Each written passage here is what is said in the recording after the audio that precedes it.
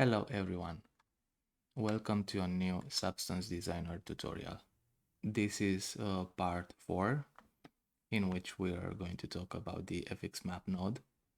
I created a few examples, we're going to build them from scratch.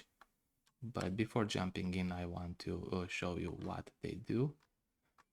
So this first example creates a grid of dots, and then it creates a graph of lines that connect dots that are closer together. The input is a Perlin noise. You can change the Perlin noise disorder parameter and get different effects. So what's going on is in this texture you generate point clouds, then this point cloud gets transformed into a list of points which is stored in here. So more or less points are going to be stored in this list, and I think this part is interesting. We're basically covering a point cloud to list conversion, which I think it's a neat and cool trick to learn about, and it involves using pixel processors and fxmap. So for example, I can go inside this pixel processor here. I can increase this value, which is going to increase the number of points, and that in turn it's going to increase the number of pixels stored in this list. So for example, you can see if I play with this, we populate this list with points. And also let me show you what's going on. So this is our 2D image of points, and then this is the parameter that controls the density. So this parameter, when it's low, low density of points, higher value, greater density of points. Okay. And then this list of points, which is here, gets passed into the fxmap node, and the fxmap node is going to create a graph. So the more points we have, the denser the graph is. We have a few parameters that we can control. For example, the graph itself. The density of the graph itself is driven either by the density of the point cloud, or it can be driven by a parameter that I have here in the quadrant node. And when we will going to reach this, we're going to explain what's going on. But this value control like how far from, let's say, from this current point, this value here determines how far this point looks around it and creates connections with neighboring points. So if I reduce this value even more, we're getting less connections. If I increase it, we get more connections. So this is our graph so far. We're going to draw the graph of lines. We're also going to draw a graph of points. We're going to merge them together in something like this. And also, depending on what or how you like, you get the chance to color these segments based on their length.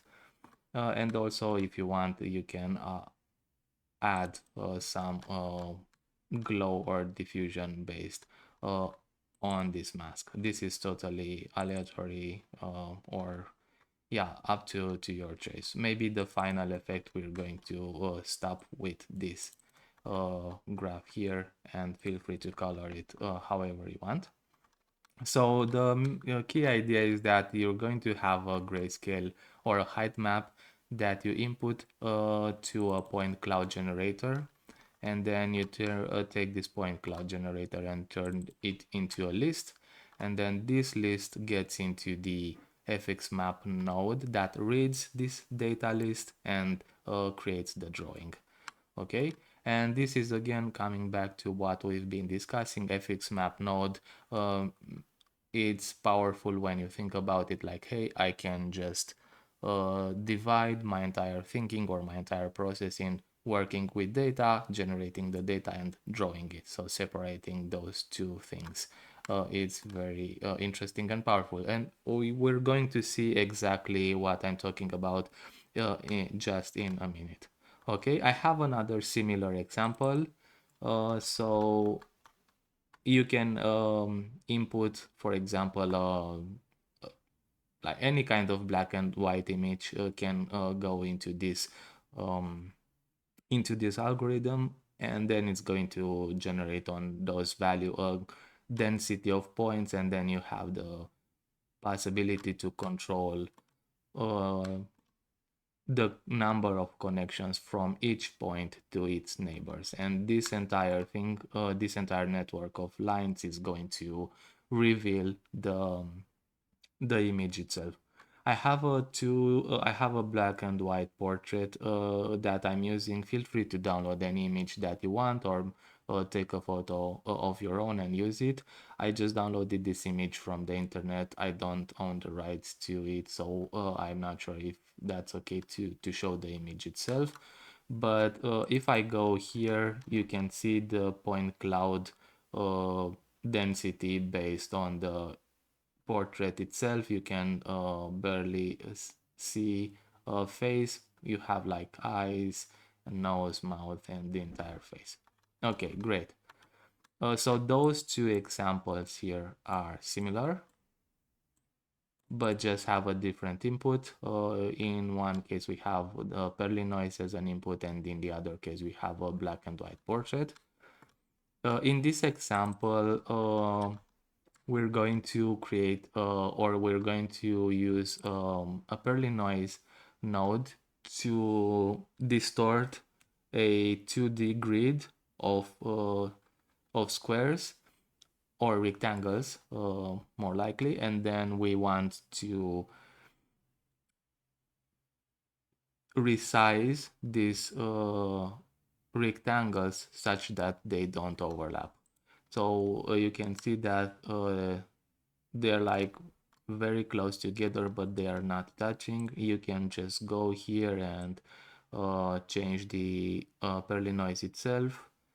And also you can go here into the normal map and play with the strength. So no distortion, and then more distortion. Okay, so I will leave this to 6.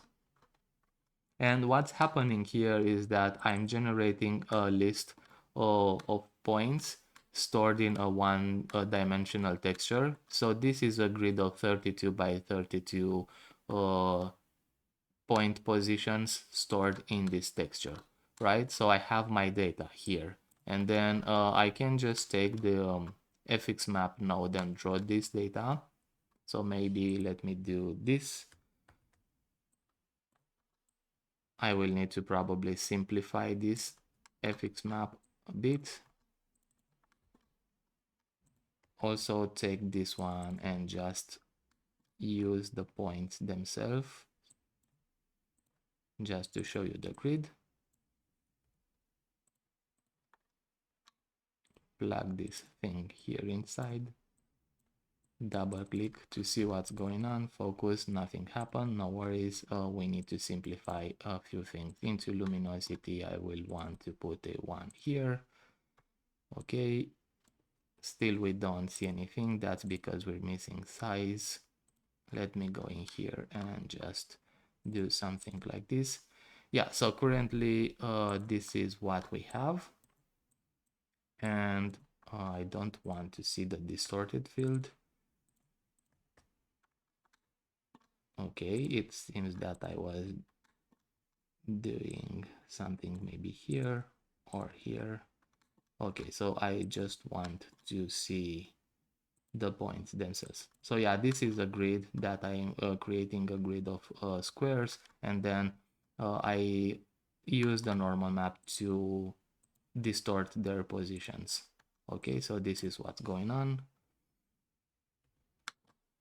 And let me get back to here to see if I broke anything. I haven't. That's really good. Okay, so this list of points here gets into a process that allows me to compute for this list of points I need to compute its closest neighbor for each and every one of those points, and then based on the closest neighbor, I can compute distance, and I will use that distance to scale these patterns. So for example, this pattern here, this square here, looks in this direction and in this direction and in this direction, and find the closest neighbor to itself, and then stores or computes this distance, and then it's scaled based on that. So you can see some of those rectangles are larger, some of them are smaller, and things like that. Also, I use the direction between the current point and its closest neighbor to orient them, so you have this interesting flow. I kind of really like how these are oriented, and they create those gaps that sort of follow some paths and things like that. So I think this effect also it's interesting. You can also color things based on their direction. The direction is stored as a grayscale value. Each pattern is colored by, has a brightness based on its orientation. And then you can use this to throw it into a gradient map and choose some beautiful colors to colorize the grayscale map. Also, based on this, if you want, you can create an interesting Voronoi diagram. And maybe for this one, instead of using Euclidean distance, maybe we can change it to Manhattan or Chebyshev. Doesn't seem to have a huge difference. I leave it to Euclidean distance. All right.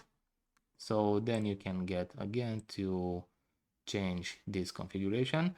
It's not absolutely perfect. It has some of this process generate some missing.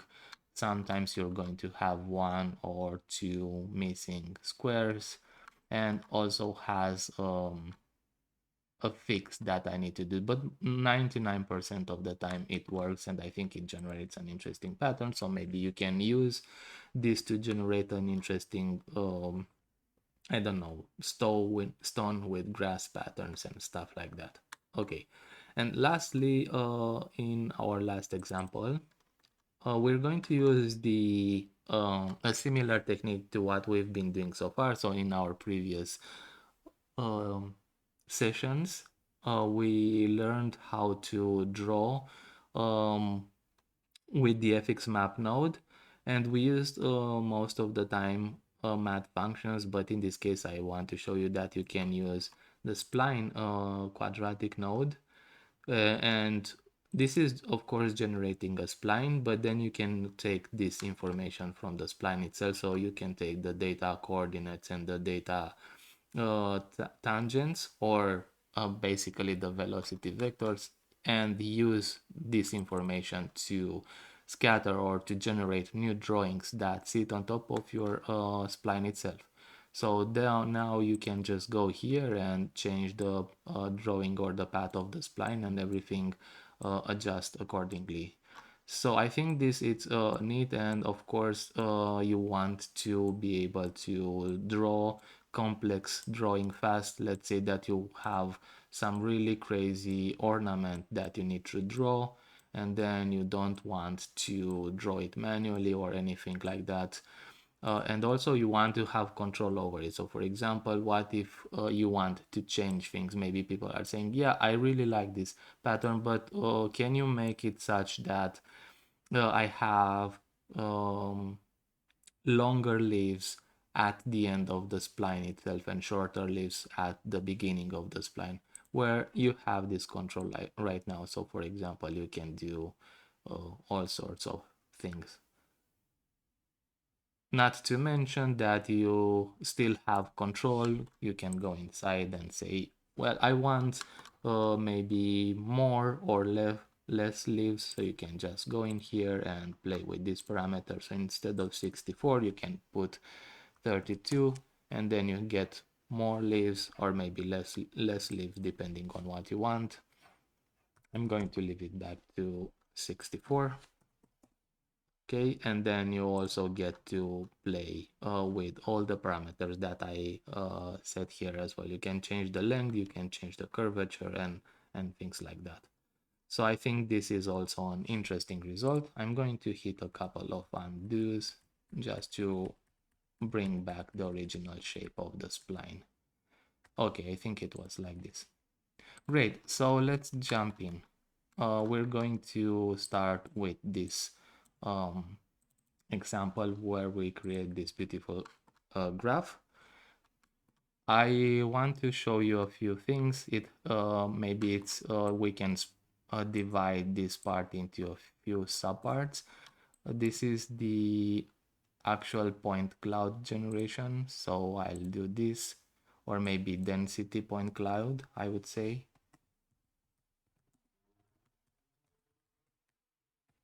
Okay, that's the density point cloud part. This part is point cloud to data list.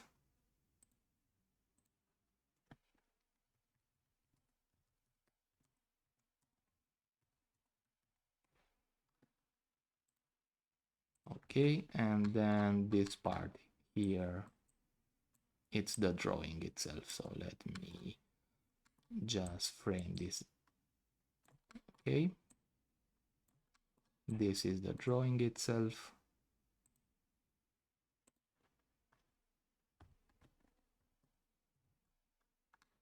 And maybe this is post-processing, which we're not going to dive into because here is where you can get creative and do color it and do all sorts of amazing effects.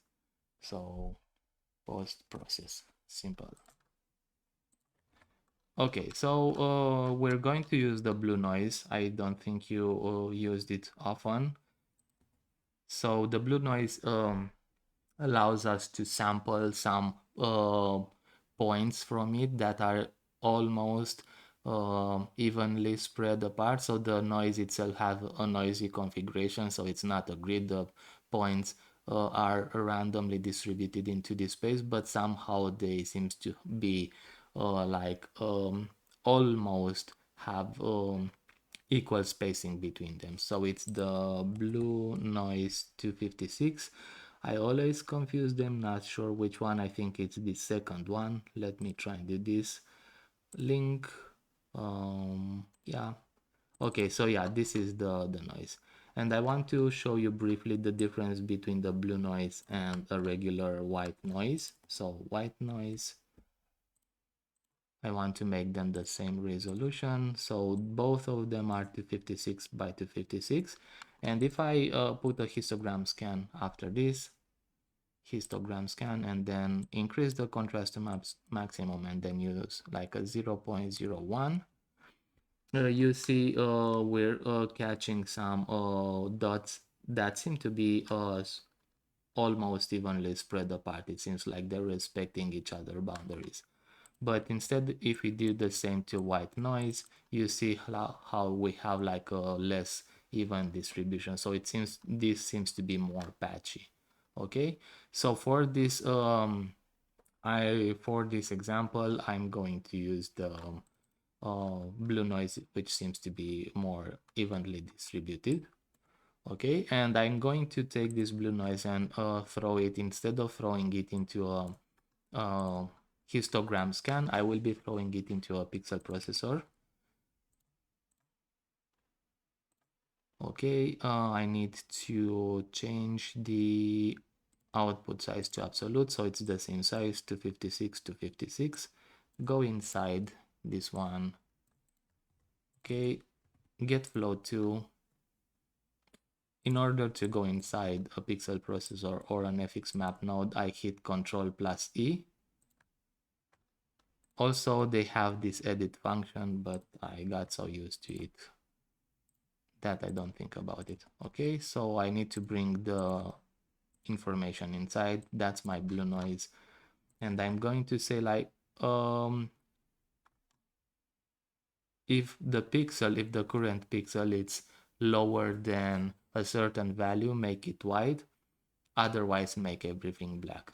So lower than 0.01. And I just talked about using an if-else statement. So I say like, if my current pixel is lower, then do something else, do something else. This means in code that based on this condition, we should use an if-else statement. So if this is true, then make the pixel white,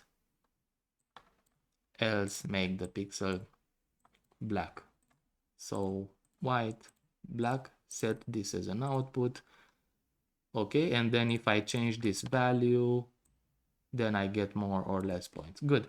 But there's like, sometimes I like to use a shortcut for this. When you have this thing here, it's basically storing or computing a true false statement already.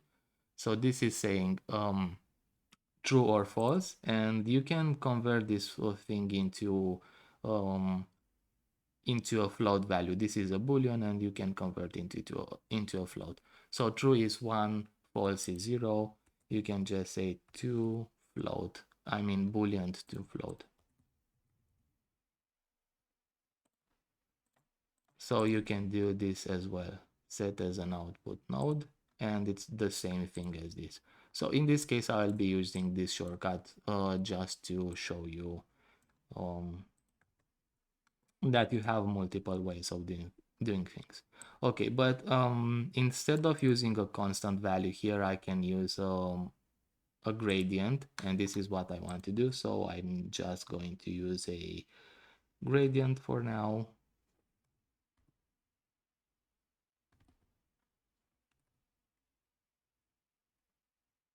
Maybe this one.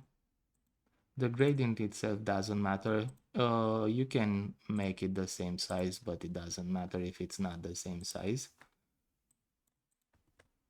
I'm just going to bring it inside, so I already have a get float. I will select this one, hit Ctrl+D to duplicate it, change it to image input 1. So this is my gradient, and I want to blend between values. So this is 0.01. Maybe I want 5 times more density, so 0.05. Okay, so I have these two values that gave me different densities, but then I can use a lerp node, which is the same as the blend node without all the math functions. I mean, you have some blending modes that are not the same. This is just blending between two values based on a gradient or on a mask. So this, and this. Okay, so now you see that we have the density of points being controlled by the input gradient that we have. We can throw a curve node after this and play with this and see that we can change the density. You can also, if you want, maybe put a quantized grayscale.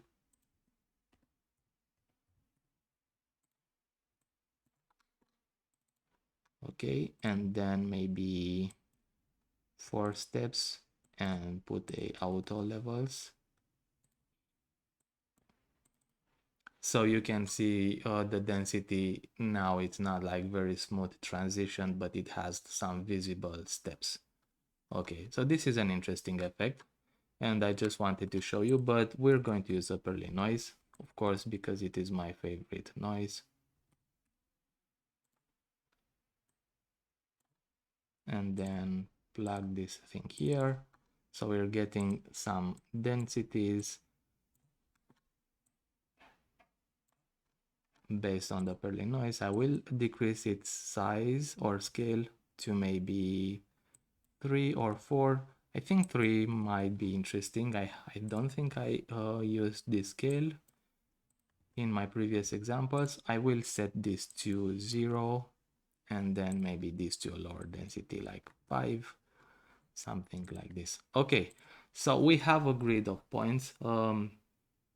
This is good. Now we're going to move to the next part. This is the density, the point cloud density. I want to move to the next part where we create the point list or the data list. The first thing that we will do is go through this texture, and we're going to index all these single points.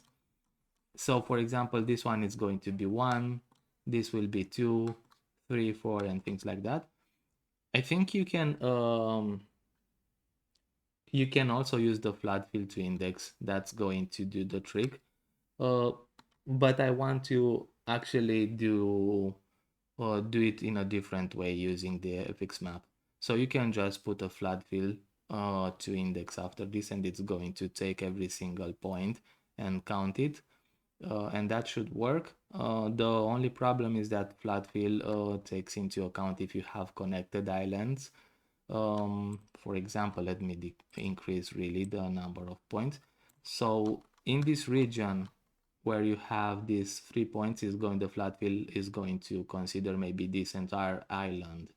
It's going to assign one index to it, but we really want each individual pixel to be named with this value. And I think not named, each individual pixel to have its own value. I think there are a few ways to do it. Maybe the one that I will use might be a bit too complicated, I realized right now, but still it would be good because we're using the FX map node, and I wanted to see it. Okay, so let's decrease this density back. Hit undo, maybe hit undo. Yeah, this is it. So an FX map node, grayscale. I will at this point switch to 32 bits. This is important to have precision. So, and also if I want to create these indices and have values that are above 1, I need to change this to 32 bits.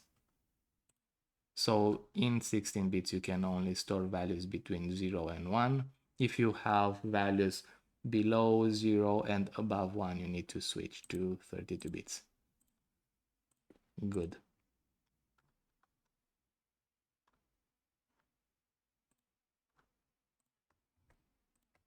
I will go inside.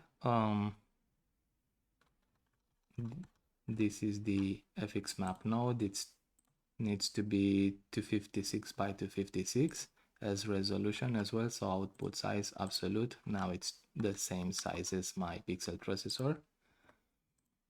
We're going to use a square as a pattern. We want to change the blending mode to max. We want to use the pattern size to make it 1 pixel.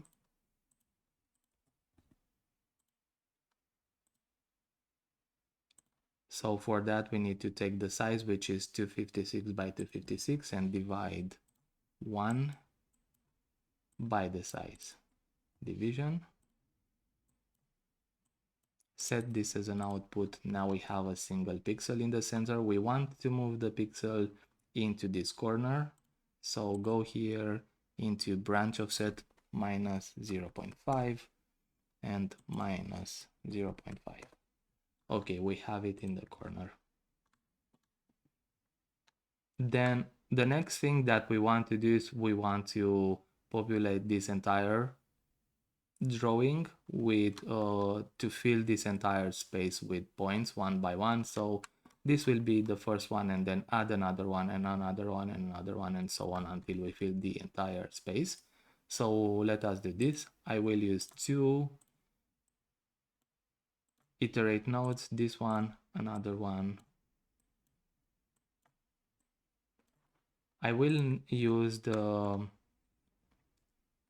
maybe the regular convention. So this is my comment. I will say this is my I iteration and this is my J iteration. Okay, I and J. Go inside empty function, integer. We want to repeat we want to do like 256 iteration and another 256 iteration, 256. And where am I? I'm here. To float. Set. This is my I sequence. And output this as well. Set this one as an output. Copy this thing. Go here. Paste it. Change the name to J. Set this as an output. Okay, now I also want to be able to get my dollar numbers. So I need to take the dollar number from this one and change its name and put it here. So go inside this one, get the dollar number.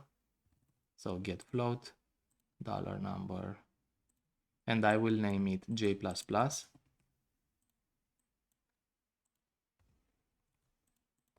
Sequence. Okay. And then I will go here and into my pattern offset, I will get also the, I mean, at this point, I think I'll not use the pattern offset because I think I will be computing a few things more. So I'll use the luminosity channel for this. So get float, dollar number, set, this will be my J++, I mean the I++, sorry, set it to I++ sequence. Okay, so I want to compute the position for each point. These positions are going to fill my entire grid with points, and then I want to also use this computation to do something to the luminosity of each individual pixel. And what's going to happen is we're going to look pixel by pixel, we're going to look into this texture itself, this one. And whenever we have 0, we're going to leave it as 0, but whenever we encounter a white pixel, we're going to assign 1 to it. And then we're going to read every other pixel. And then when we hit another one, we're going to say, okay, this one should be 2. And read again pixel by pixel until we encounter another one. This is going to be 3, 4, and so on until we reach the end. And we're going to have all the pixels indexed. So we have this, and then we want to make a vector flow 2. We want to set it to, I'm going to name this grid. This is holding the position for the grid of pixels. Let me double click this one to see what's going on here in the luminosity channel. And then I want to do get float I++. We want to divide it. So I++ is from 0 to 255. We want to divide it by 256 or by the I itself. So get float I, not I++, just I. This makes it to range 0 and 1. Then I duplicated that part and replace I with J. So J and J. Plug this thing here, we computed it, and lastly we want to output the luminosity.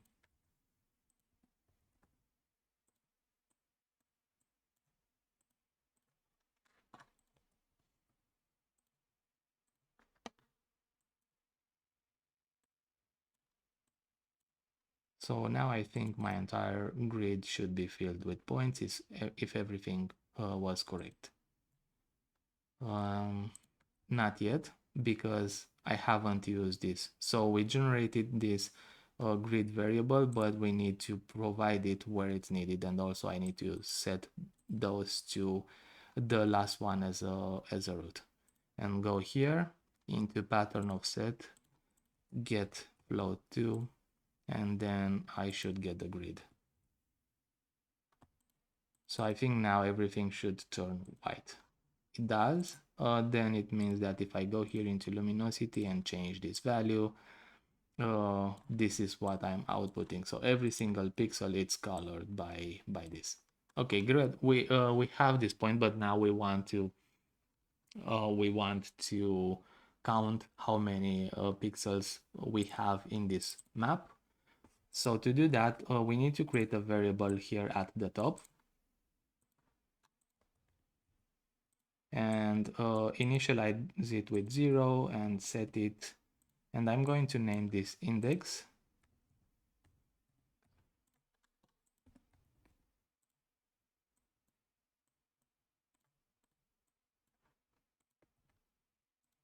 Okay, and then go here into luminosity, and I hope I remember how I've done this. So get float to, I'm going to use my grid position to sample the texture itself. So this is when I read from the texture, and then if this is equal to 1,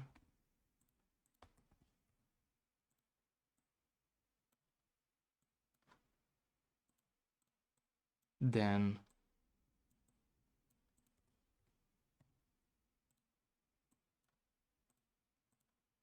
so it's going, this one is going to read my point cloud density, and then if it finds a pixel that it's equal to 1, then it's going to get the index variable, and it's going to add 1 to it.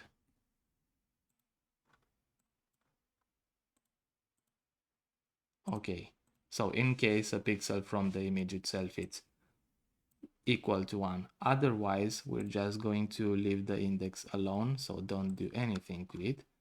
And lastly, we want to set or update the index itself. And now, if I plug this thing here, I should see the entire thing, or almost the entire texture space filled with white. And I think we're almost done. It didn't happen yet, so let me try and figure what's going on.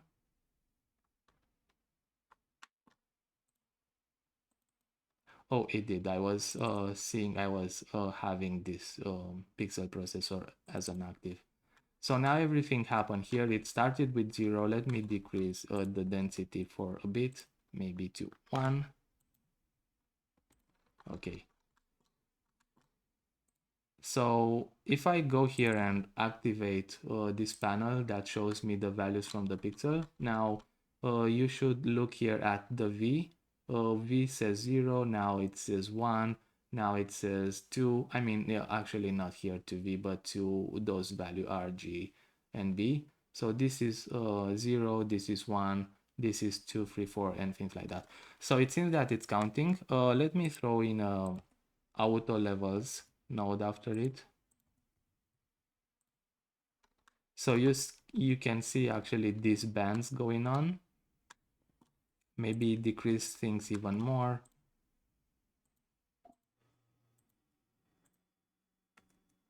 So you can see what's going on really. It's going, and whenever it's encountering a new pixel, it assigns the value to it, but then it keeps in memory that value and goes pixel by pixel and pixel by pixel until it reach another one.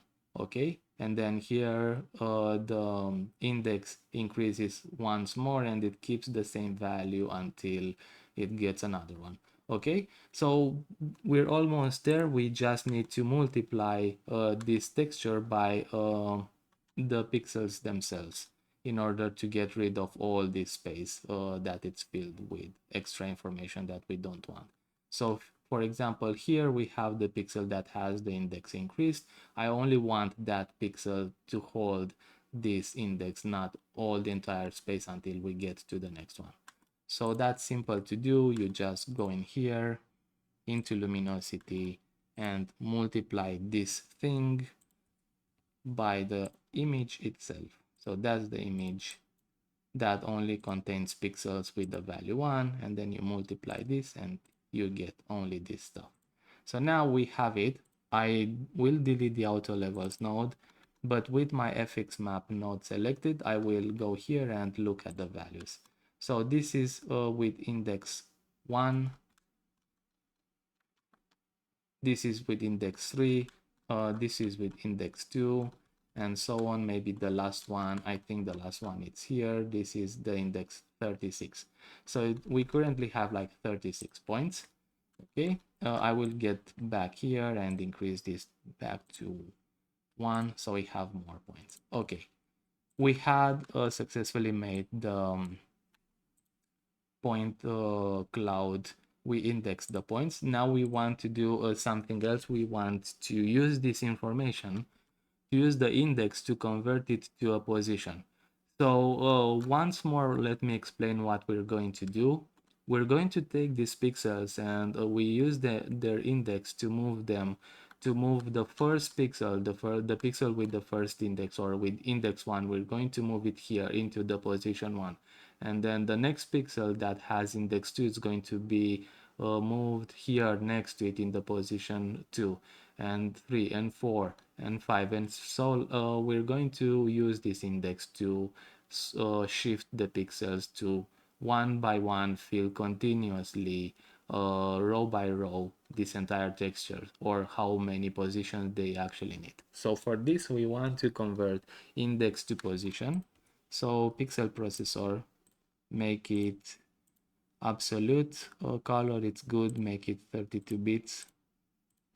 Take this information in, get it inside, get float to position sample color, and then we're going to take this part, the X component,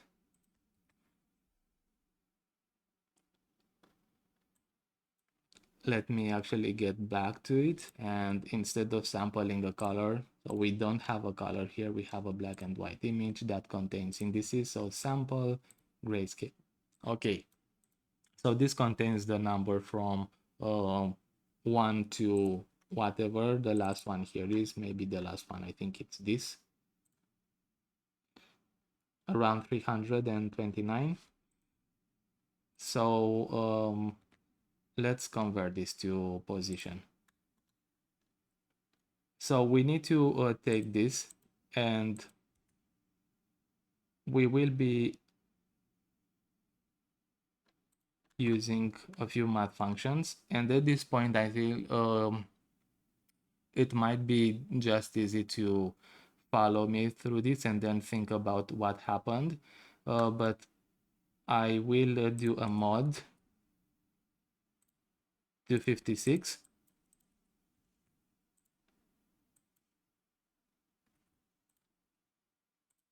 And what this does, it's taking this list of number that goes from 1 to whatever, maybe to 1,000, and then whenever it's leaving it like untouched, and then it goes like 1 2 3 4 5 6 dot dot dot until 255, and then it starts to wind back. If the values here are larger than 256, then it starts to count again to 1 2 3 4 5, and it repeats multiple times. So this is kind of like a wrapping around. Okay, this is one thing. And then I want to, now I have my list of numbers winding back to 256, and I want to also divide this by 256 to change it into the range 0 to 1, and then put this thing into a vector float 2. So these are going to be my rows, and then I also, this is going to populate my row, and then I also want to populate columns. So in this case, I will be taking the same 256 value, divide this by 256, put a floor, and then divide this again by 256.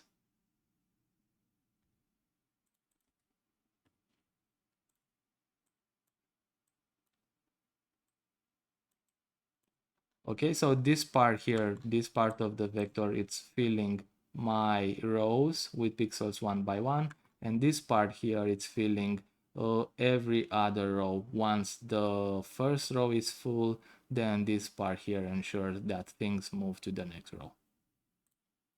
Okay, so we got it like this, and then we need to output a float 4.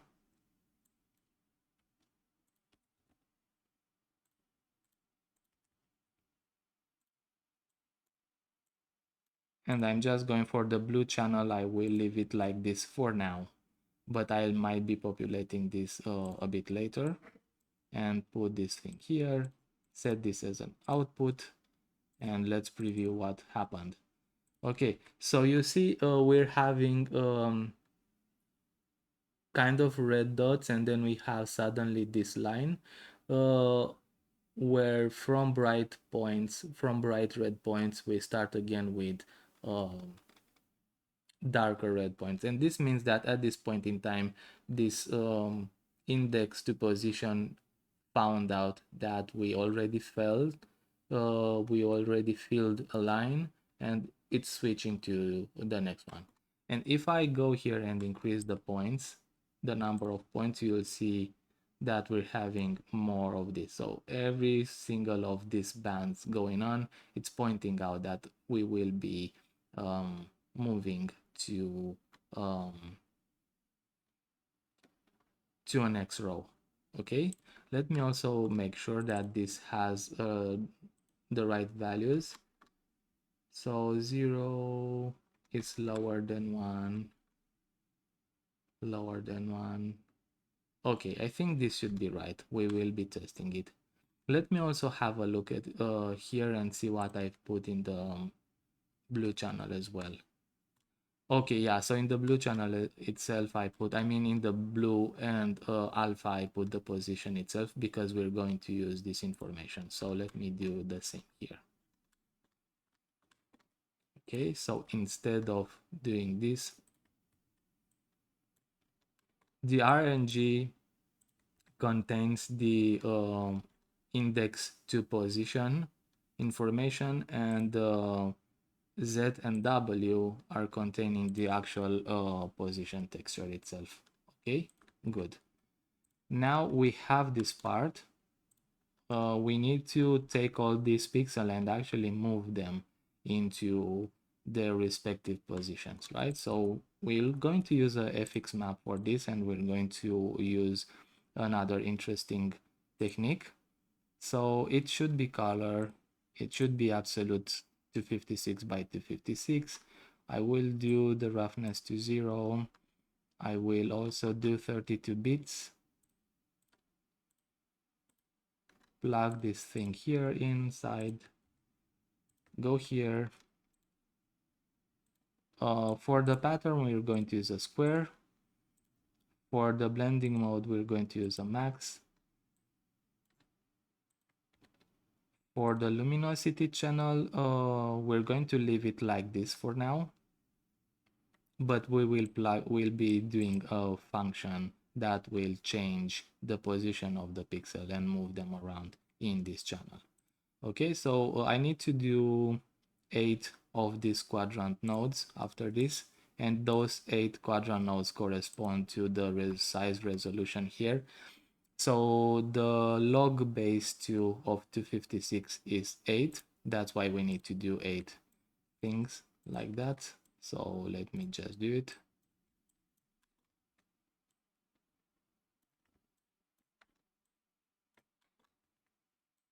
And this technique has been showed to me by Nicola Wirman, I hope I'm doing the exact same thing. He showed it to me a few years ago, so I don't remember if I'm doing exactly the same thing, or maybe if there are better ways to do it.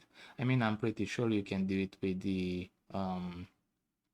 regular iterate nodes, but we're going to do it like this. So let me do this stuff. And here inside, we want to do the following. We want to get float, we want to get the position. We want to sample our texture. We want to swizzle things. So here, this XY coordinates is going to contain the position where our pixels are going to move. So here we store the position that is going to fill pixel by pixel, row by row, this texture. And then what we want to actually move, it's the information held in Z and W. This is the actual position of the pixel. Okay. And then we want to subtract. I think this from this and this from this, we probably should switch between these two. I want to set this as a variable. I'm going to say like maybe offset.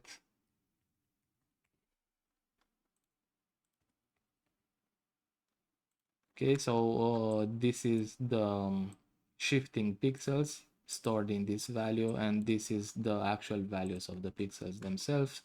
This one's either a float or a float 4. This is just a float 2, so I need to add it to it. So vector float 4, float 2. For the blue channel, nothing, but for the alpha, I can put a 1. Do this.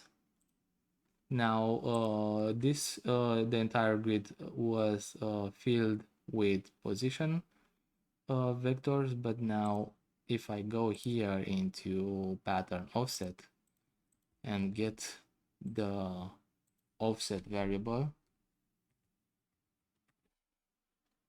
I think if I've done everything correctly, the pixels should be moving at the top. Okay, so they're moved here. I always get a weird pixel here in the top corner. Don't know exactly where it's coming from. I should be fixing this. I will investigate. But currently we have our point cloud stored as a list, which is good and cool. So now I want to do one more thing. Put this in a frame and said we had our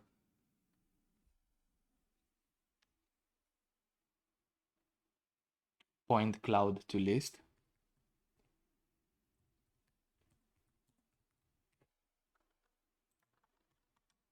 And also I want to move this example here to the side.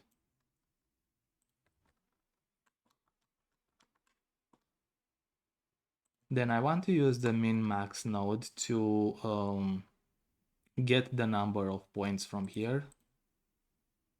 So min max, the maximum, it's telling me how many points do I have, and I will use this information to tell or to inform the fxmap node that is doing the drawing. So up to this point we use pixel processor and fxmap to work with the data, but now we're starting to do the drawing itself. So fxmap, this can be any resolution, maybe put it like a 4K resolution, make it grayscale for now. Plug the position information, and also from this max channel that says how many points do we want or we have, should put this information here as well. Okay, go inside blending mode, set to max pattern. The pattern for now we'll be using a disk, but later we will change it to a square. So the disk itself, pattern size 0.005 and 0.005. Oh, like so. Then move the point itself to this corner, so branch offset minus 0.5 and minus 0.5. Okay, we have it moved.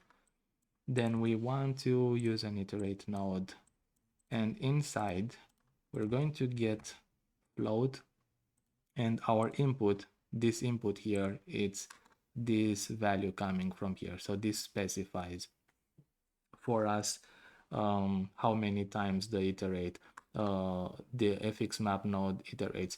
And then if we change the density of points, then this value here changes, and then the iterate or the fx map node also is going to change the number of iterations. Yeah, so everything is dynamic and it's based on this Perlin noise. So if I change this Perlin noise, you should be seeing this value here changing, right?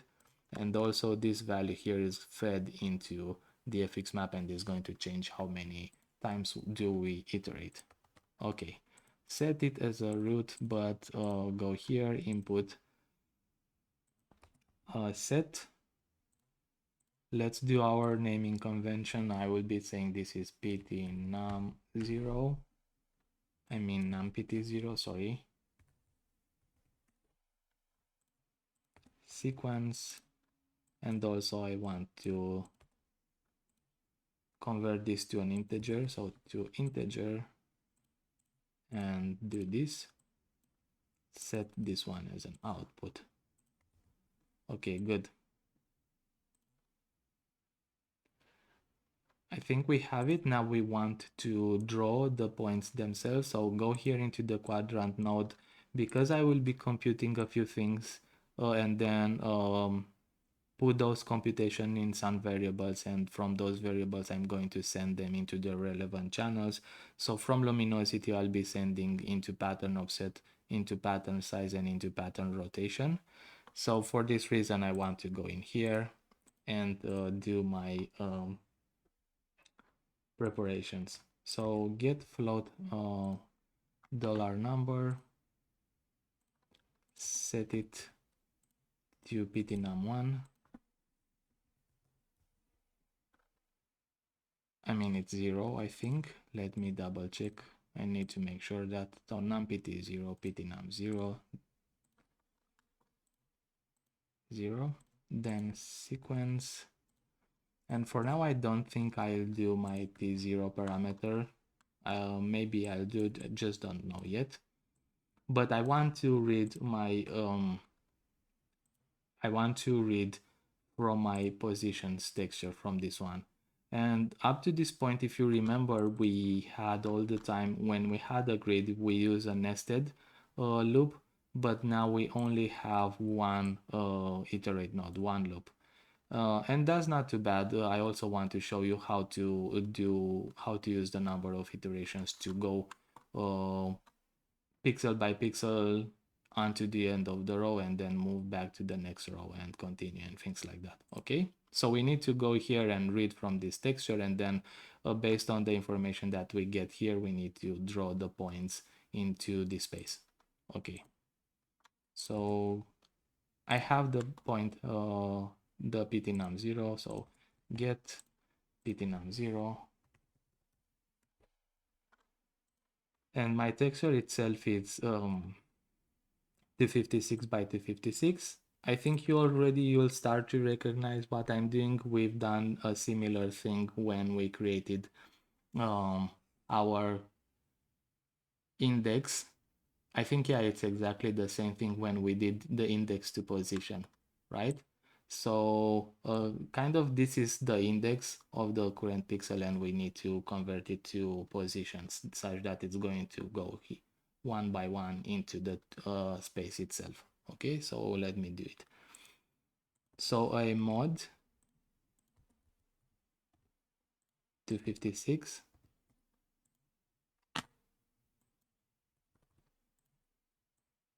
and then divide by 256, put this into a vector, then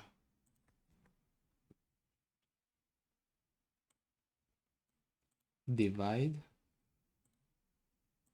this by 256, put a floor,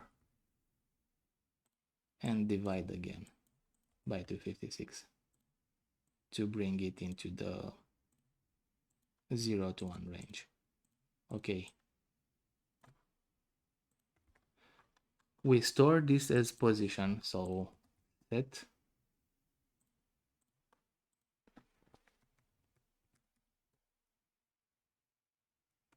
let's name it a bit shorter, pos 0. And because we are into the luminosity channel, let's do it as well. Let's define it to be 1. So currently I think we should be able to see points. Not yet, because I haven't used the variable itself into the offset. So I created the pos 0, but I haven't used it, so I need to go here into pattern offset and get it and use it. So pos 0 set.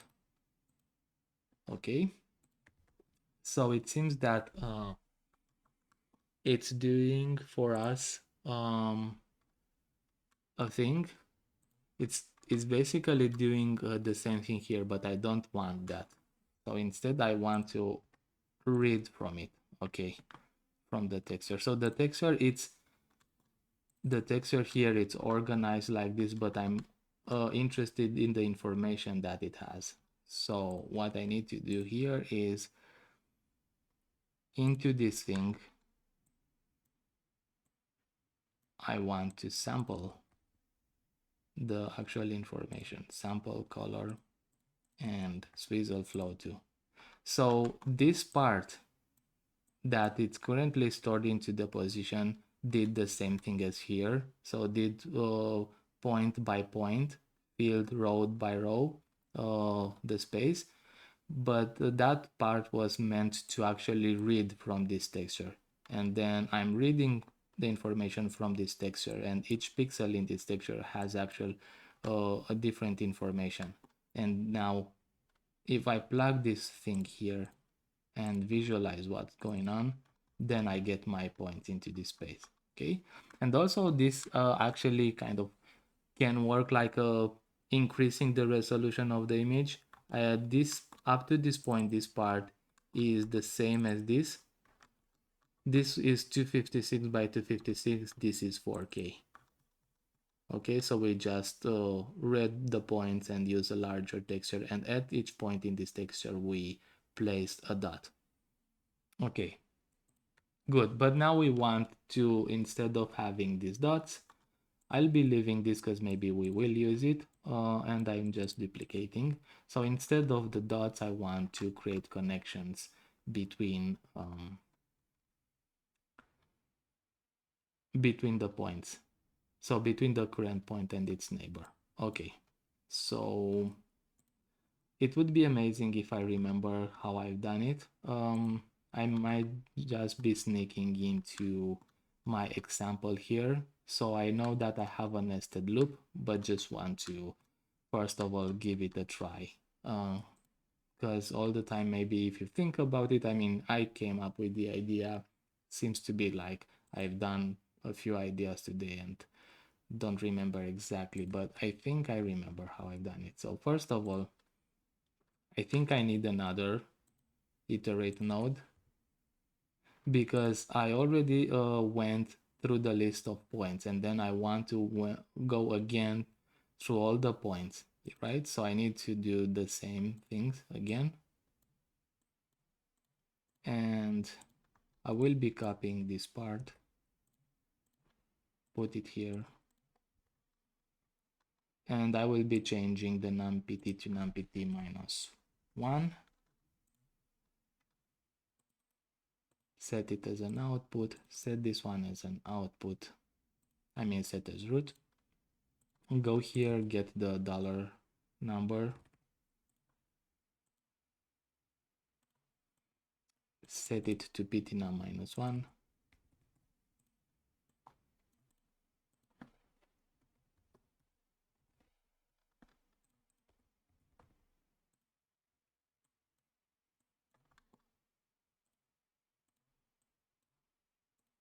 Okay, So now we can go into the luminosity.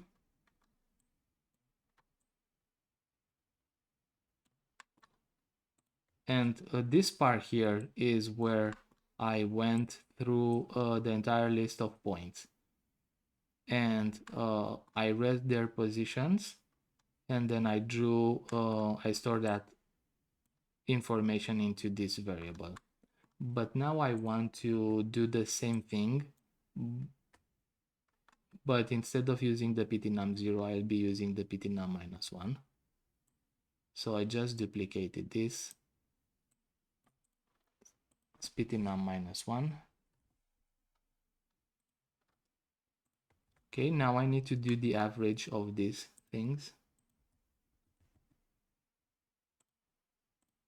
And the reason for doing this average is because, as I explained in a previous tutorial, if I want, there are many ways to create lines between the points, but for example, let's say that I want to create a line between these 2 points. Well, instead of making the line with 1 by 1 points and things like that, step by step, I can just compute the average between them. So I'll get a position here in the middle. Then I will need to compute the distance between them, and I'll get a length. And then I also need to compute the orientation, like how is this orientated in relationship to the other one.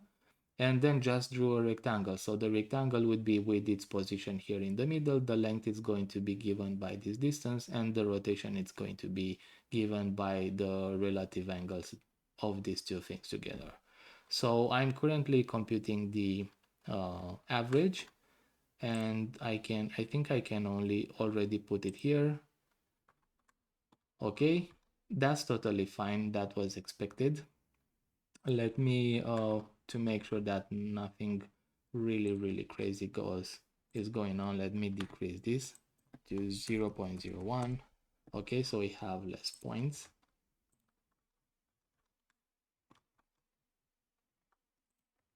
Okay, good. Then we need to do the next part. We have the actual position of the rectangle, we have it. Then we want to compute the distance between these. So distance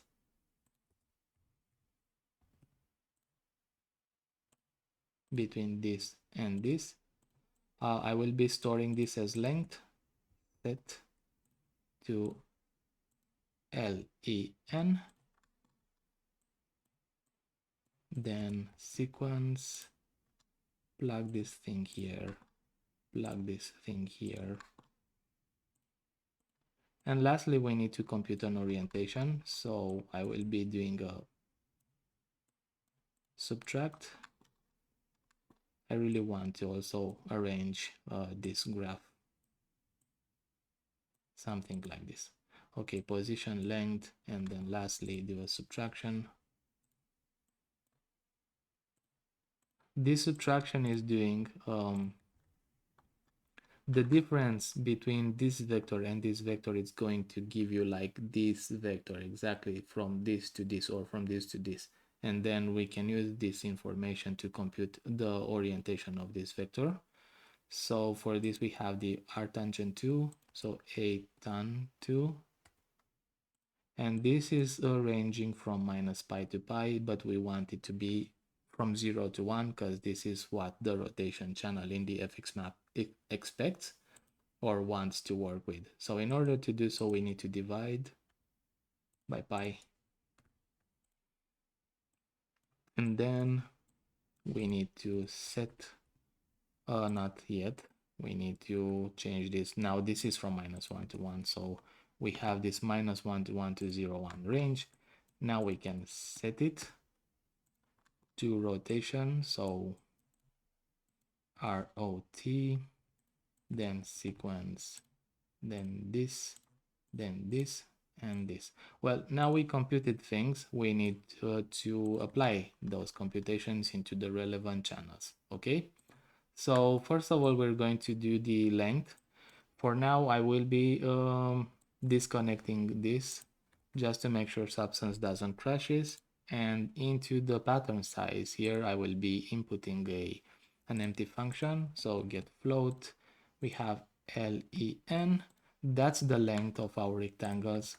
Then we need to use a weight.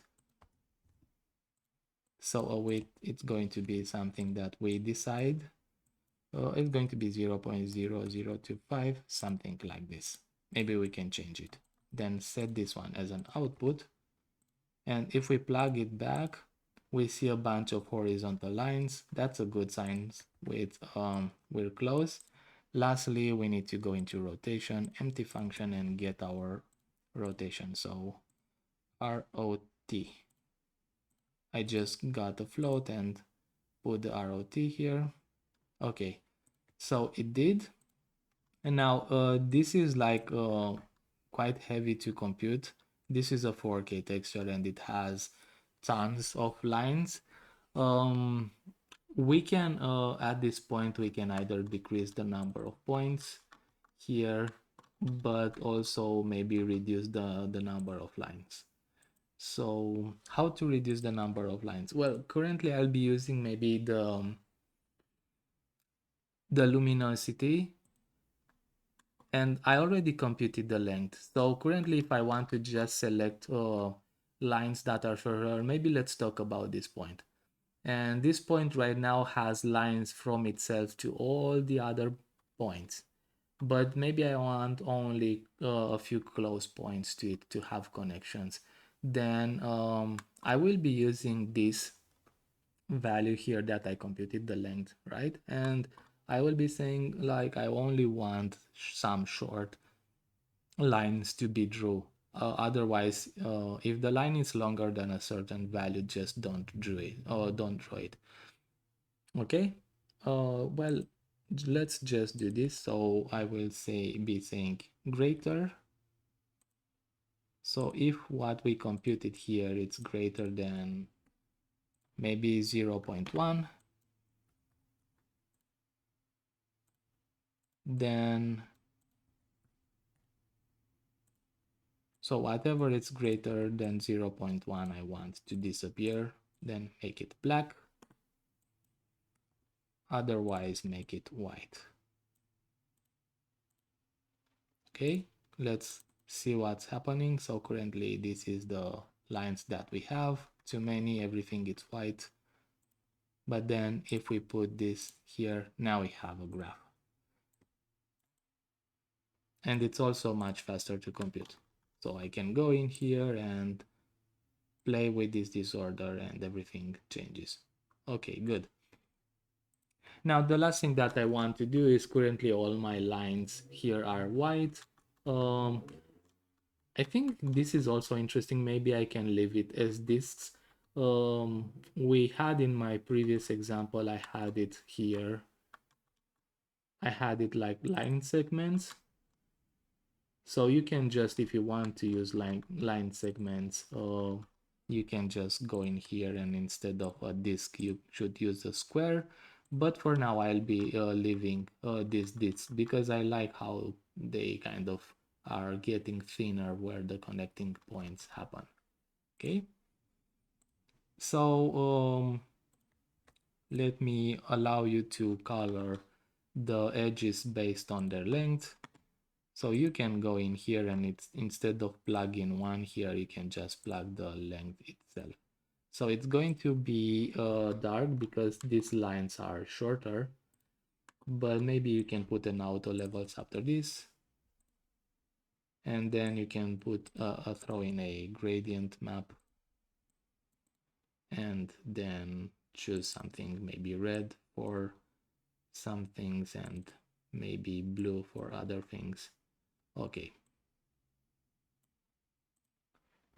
Not sure if I should throw like a third color here. Colors are difficult. Okay. So maybe this is fine. I'll be throwing a gradient map here as well. So we have also the dots and then we can blend them together. So I mean blend. and this is on top, and this is on the bottom, and then this should be the mask. Okay, so now we have the graph itself with the dots. I might be increasing the dot size, maybe 7.5 and 7.5 to make them a bit more visible. Okay, so now you can plug anything in here. I currently use the Perly noise. You can play with the disorder. The graph changes based on that. You can play with the scale. The graph changes on that. You can play with the density here and add more points if you want. And the graph changes, of course. Then you can go here if you want to further tweak things. Maybe you feel this is too dense. You go here and say, this is your parameter, where you say how many of the neighbors, how many connections happen between your neighbors and between your current position and its neighbors. So it's doing like this. Okay, it's looking like stars. I don't know. That's definitely like, if you're into astrology. Okay. Okay, good.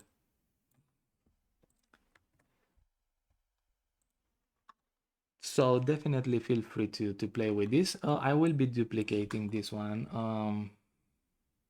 So feel free to plug in different patterns here, or even masks. Maybe you can, if you want, you can just put in a letter, so text, and maybe A. I mean, I just said A, but I wrote S. That's fine. Increase it, then replace it here, and then this looks interesting already. I love it. Maybe change this density and see what happens. Not the auto levels itself, but here, and change the number of connections. Okay. Don't know exactly why this thing here happens. I think this part here, it's exactly this one that I was talking about, this yellow pixel. So let me actually fix it now. Maybe I can fix it. I will be putting a pixel processor here, make it the same resolution, absolute, make the output format 32 bits. It's a color that's good. And first of all, I just want to make that make a single pixel here in the corner and delete that one. So get float to position, needs to be multiplied by size. This multiplication, and then maybe if equal. I wonder if I can put an equal. Oh yeah, that's good. So if it's equal to 0, I think I need to turn this into to float. If I've done this correctly, I should get a white pixel here in the corner, which I didn't. Okay. Well, the reason for this might be that I need to put a floor here. Okay. So now I got one pixel there. And that's fine. And then I want to bring my image inside. So sample color, set this as an output. I have it, and then I just want to subtract that. So subtract. Or maybe instead of subtraction, I can just go here. I want to invert this. So 1 minus. So it's everything it's white except this one, and then multiply this. Swizzle flow to, I'm interested in the position scalar multiplication. So this multiply by this, and then I want to use the Z and W information to recompose back my vector float for. So that was an image. It has X and Y components. I multiplied the X and Y with this mask to get rid of that pixel, then recompose things back, and now it's there. This is 0. So I think that this might not solve the problem. Okay, let me see. Yeah, it did. Okay. Well, great. Let me decrease the, or maybe you can go here and change the colors if you want. I think it's too much red. Okay. Well, not sure. I'm going to let you come up with a cool design. So go here into the luminosity and just decrease everything. So I think it's a cool effect.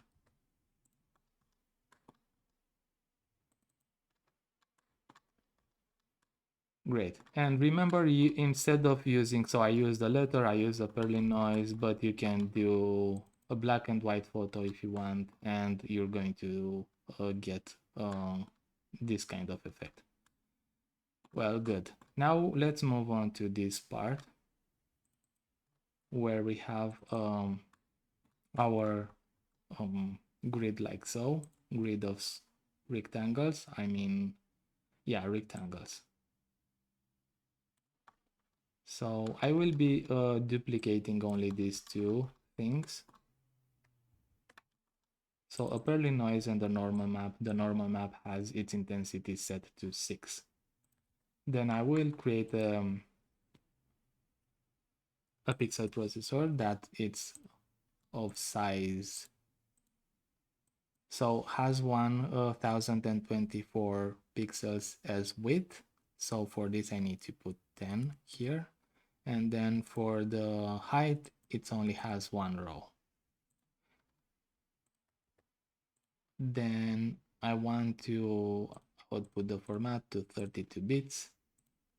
And in this texture, we're going to create a grid of points. So we're going to draw, or I mean, we're going to write the coordinates of these points. We're going to write the information itself.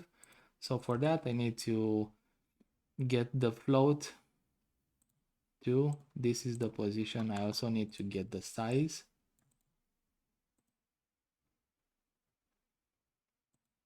I want to make the size of the texture itself is not random. 124 a row of pixels can let me create a grid of 32 by 32. So 32 multiplied by 32 is 1024. Okay, so my size variable is 1024 by 1. I want the 1024 part, which is stored in this x variable. So x is the width of my texture size and y it's the height. So the width is 1024. And I need to take the square root of this. This is just an automatic way to get the size of the grid. If I change the size of this texture, this square root is going to be meaningful sometimes, not all the time. But right now it is, because 32 by 32, it's exactly 1024. Well, I have this already, and I want my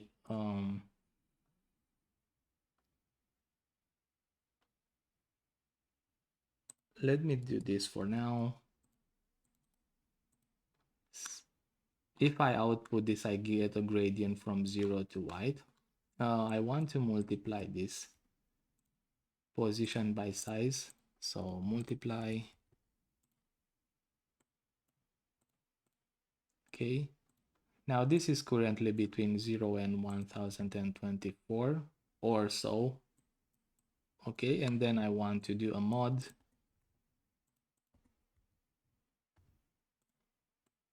So this gets modded by 32. Set this thing, you're going to see like a repeating, like a winding happening, and then I need to divide it again. So this is kind of from 0.5 to 31.5, something like that. I need to divide this by 32 again to put it into a range 0 to 1. Okay, so this information currently holds the X positions of my grid. And now I want to do the other stuff where I have my number of rows. Okay, so let me do this as well. Well, I have the same thing here that I want, but this time I want to divide this by this. Take the floor and then divide again by this square root. The square root is 32, remember? So if I set this as an output, now we're getting, it's somehow difficult to see, but we have like constant band of values. So this band from here to here, it's constant, and then it changes, and from here to here it's constant. Okay, so now we have this. Let me create the vector with it. So vector float 2 and vector flow 2. We also want to output this, but we currently can't because this is a float 2 and we can only do a float or a float 4. So vector float 4 and then float 2, and then put something into the alpha channel. It's always good to have something there. And now we get our list of positions. Let's draw it and see what we've got. So fx map, plug the thing inside this, the data, make it grayscale, roughness, throw in a disk, make the disk smaller, 0.005, and we're going to change later to squares, but for now we will be leaving it to disks. Okay, just to see what we're doing. Iterate. For now I will be doing more like, instead of good programming, so to speak, I will be hard coding stuff. So maybe I can just go in here and say like 1024. But I usually would do a variable, go inside and name things correctly, how I've done it so far with ptnum and things like that. Set this as a root, preview what's going on, move the disk to its corner in the branch offset minus 0.5 and minus 0.5. Okay, lastly, go here into pattern offset, get float $number. So we want to read the information from this texture, so we need to make something that goes pixel by pixel and starts at the beginning of the texture and goes pixel by pixel and read the information, and then draw or place disks at these locations indicated here by the color of the pixel itself. That's simple to do. Go here into the pattern offset, $number, divide by, again, 1024. Plug this into a vector that allow us to sample, and then from the sample we only want the position X and Y. Set this as an output, preview what went or what happened. Now we have our grid happening. Great. Let me turn the tiling to no tiling. Okay, and also we can go here. So now we can work with the information. So we have our grid, or we can move it around. I want to scale it inwards a tiny bit. So scalar multiplication, this is multiplying by our coordinates allows us to change things. I will be multiplying by 1. This means that I don't change anything, but then if I decrease this value, you can see how our grid shrinks. But instead of shrinking from this corner, I want to shrink it from the center. So we, all the time when we scale, we can throw in a pivot of scale, and it's going to be like this. I will be putting this into a frame, and maybe you could use this to remember that it's good to try when you scale all the time to scale with a pivot. So for this, you need to subtract a vector, which in this case is going to be the middle, so 0.5 and 0.5. But then you also need to add it back. So add back here. Okay, so now things change from the center. Now I worked with my data, and then I also want to do a final thing. So I want to distort my grid, which is currently like a super regular thing. I want to distort it by the vectors coming from the normal map. So we have a normal map and we want to distort the grid based on that. Well, just want to do again a larger frame. This is our positions. I mean, let's say grid position. Okay. And then this defines the location of these points. Well, at these points, I want to sample the normal map. So this is the information. This is my points. I want to sample the normal map. I want to extract the relevant components. These are the direction. Remember, all the time, the normal map needs to be remapped from 0, 1 to -1, 1. So for this, we need to scale and then scale it by 2. Then also we want to subtract 1 from it. Okay, now this is my direction.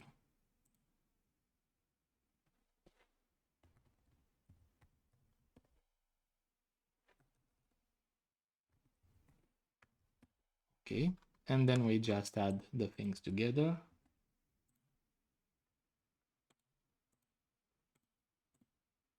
And then our grid should be distorted. Okay, good. Now I also want to do another thing. I want to throw in a rotation.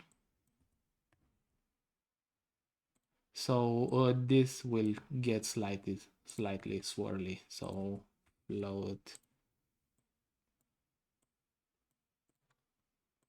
Yeah, something like this. Okay. Well, now we have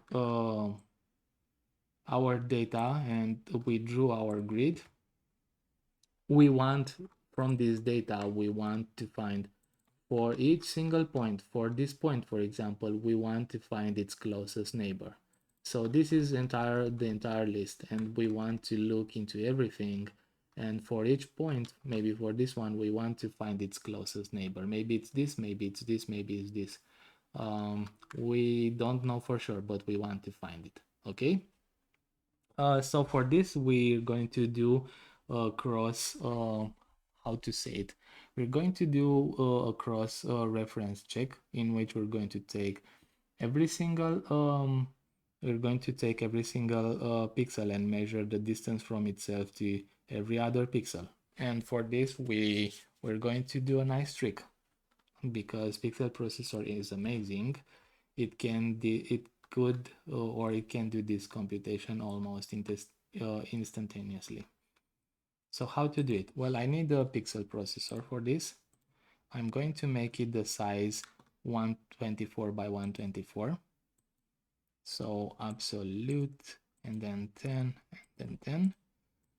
This will be grayscale, but I will be outputting in 32 bits just for precision. And I need to do to input this texture here.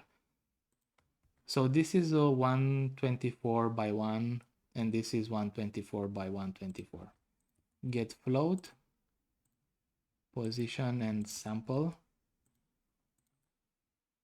Okay, and then if we preview, we get this. For now, leave it like color. Okay, so this is one thing that I want to do. That's good. This is one thing. And then I also want to do this to just rotate the texture 90 degrees, or maybe transpose it if you are like into matrices. it's just the transpose of that. So switch between this and do this again. Okay, I mean y and x. Okay, so this is how it was. This is transposed. Then we want to extract the x and y values and just throw in a distance.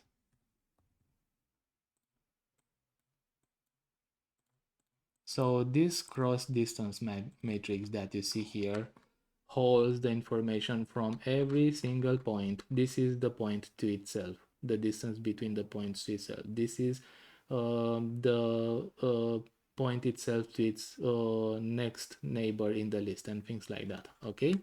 Now, when you measure the distance to the from the point to itself, you're going to always get 0. We don't want that to happen because we're not interested in that. Would be, of course, the closest distance, the distance from itself to itself. We don't want that information. So in this distance, we're going to say if, I mean, equal, if this is equal to 0, I mean 0, sorry about that, then make that value 1. So this is our condition, this is our if else. If this is true, make that 1, otherwise just output the distance. This will produce a white line on the diagonal where we have all the distances between the pixels and itself. So set this as an output. Now we have this line here. Well, perfect. Now we want to find the actual minimal distance. So here at the top, the first row, it's our original list of points, and then we want to find on each column, we want to find the minimal value. Okay, so we're going to do that. Change this to a grayscale, make a pixel processor, make it grayscale. The output format should be 32 bits. The output size should be 10 by 9, and you're going to see why. So this next chain of nodes, it's somewhat similar to how the min-max node works. Okay, get float 2, position, sample grayscale. So it seems that we took the image itself and we shrinked it into this rectangle, but we don't want that. We want to rescale it back again so we don't have it squished. So for that, we need to multiply by a float 2. For now, just put 1 by 1. Okay, we don't want to do any multiplication in x. X is just fine. Horizontally, it's fine. We don't want to change that, but maybe we can do this. So if we do something like 0.5, I mean, if I can type 0.5, it would be good. We distorted it back, so you can see we have back squares. It means that it's not distorted anymore. And that's one texture, and we want to compare this top part of the texture. So currently we're only seeing this half of the texture, and we want to compare this half of the texture with the bottom half of the texture. Okay, so for this I will be duplicating this part, but also set this one as an output. Go here and add something here. The multiplication, it's always scaling. The add, it's always offset. So we again don't want to offset anything in x, but maybe in y we can just offset it by 1. So this is the top half of the image, this is the bottom half of the image, and then we want to take the minimum out of those things. Okay, so we're getting this new texture, and now we will continue until we shrink the entire thing onto one row of pixels. Okay, so bear with me, you're going to like this process. Now we're going to do 8. Now we duplicate this, we're going to do 7, duplicate this, we're going to do 6, duplicate this, we're going to do 5, duplicate this, we're going to do 4, duplicate this, 3, duplicate this, 2, and duplicate this 1, and the last one 0.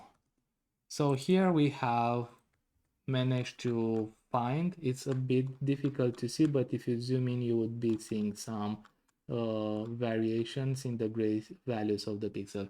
These are the minimum distances. Okay, now we have our original cross distance matrix, and we have the minimum distances, and we want to create a mask out of it.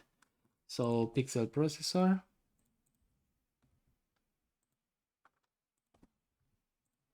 again, make sure that everything is 32 bits. That's critical.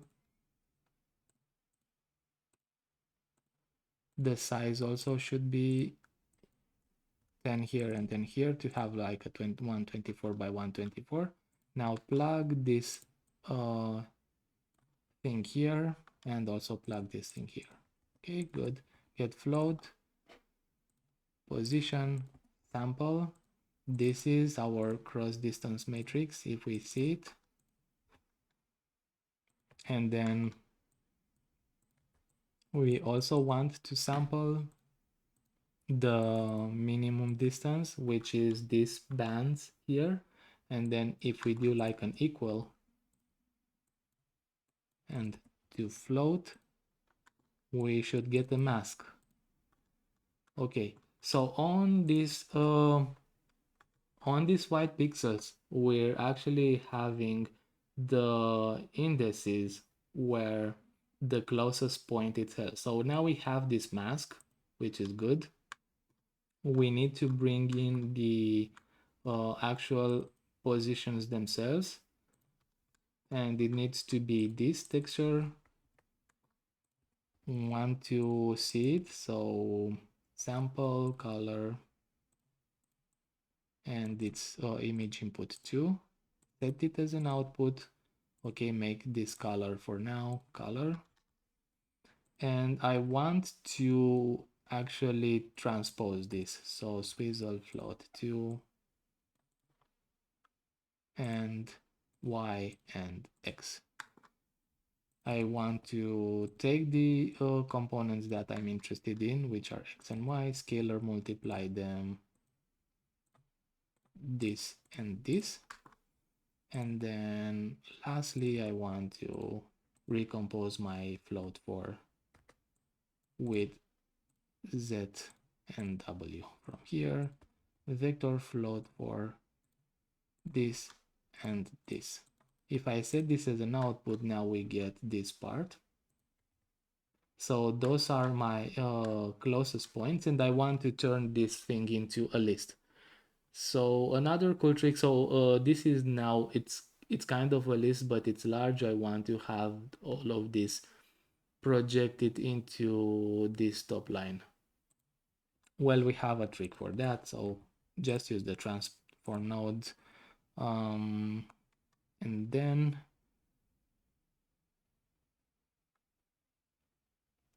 for the output size, I need to do an absolute 10 and 0. Let me check to see if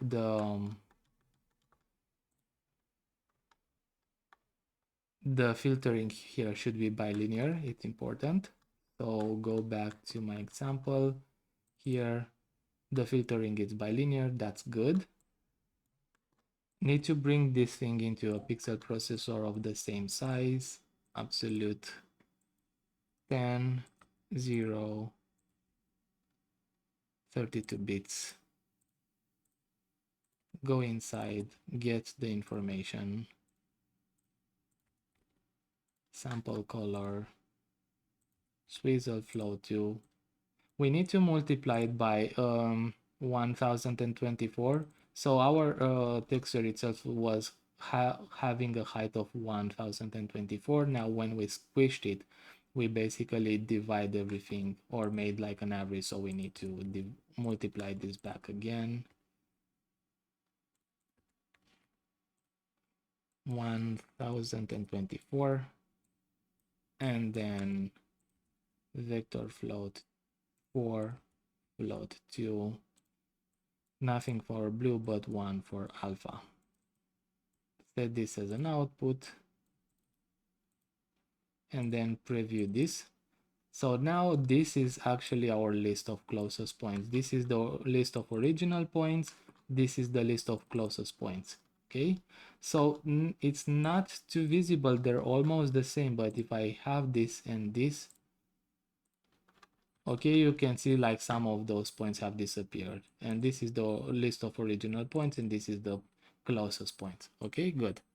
Now we have the list. I want to basically do this entire thing, put it in a frame, and say closest points.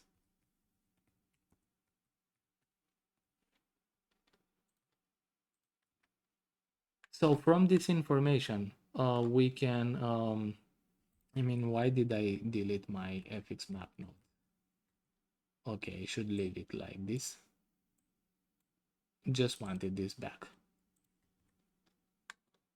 Now put this entire thing again into a frame and closest points.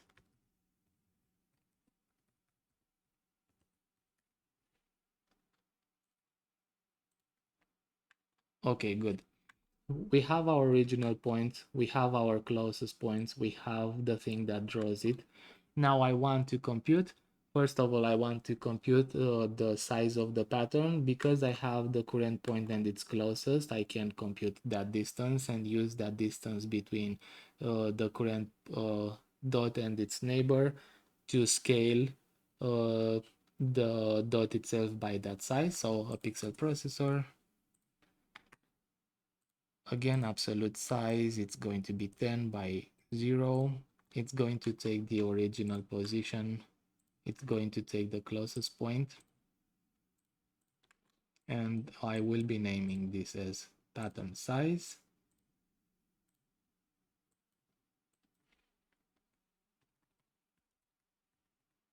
Okay. Go inside, get float to get position, sample 1 and sample 2. Actually, let me do it like this, swizzle first, and then I can just take this entire thing and duplicate it. Okay, that saves me a bit of time. Then take the distance. Okay, and I want to also multiply this by a small value, like multiply float like 0.8 maybe. Set this as an output node. Grayscale. Okay, so this has the distances. I think maybe does it or does it not? Information.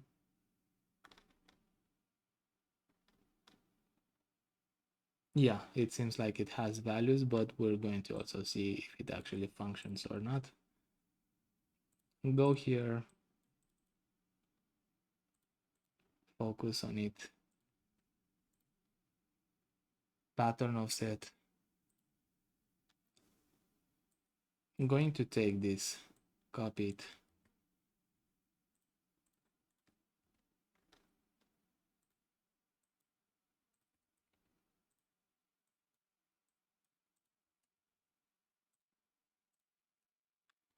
So I am taking the information stored in the texture that contains the size of the images. I'm reading that texture pixel by pixel, and then I'm plugging the information into this thing. That's fine. I'm getting some errors. That's expected.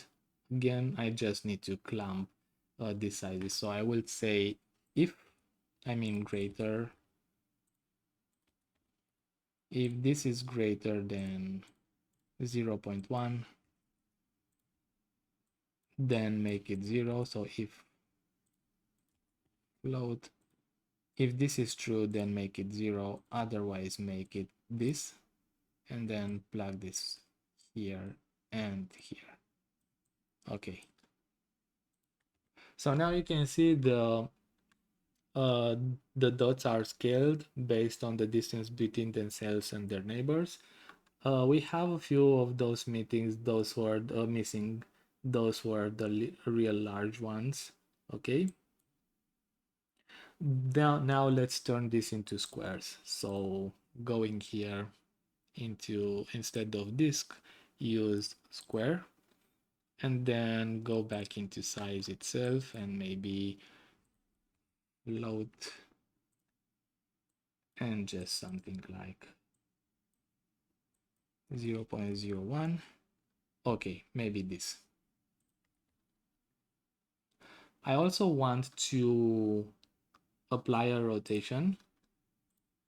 So for this is the pattern size.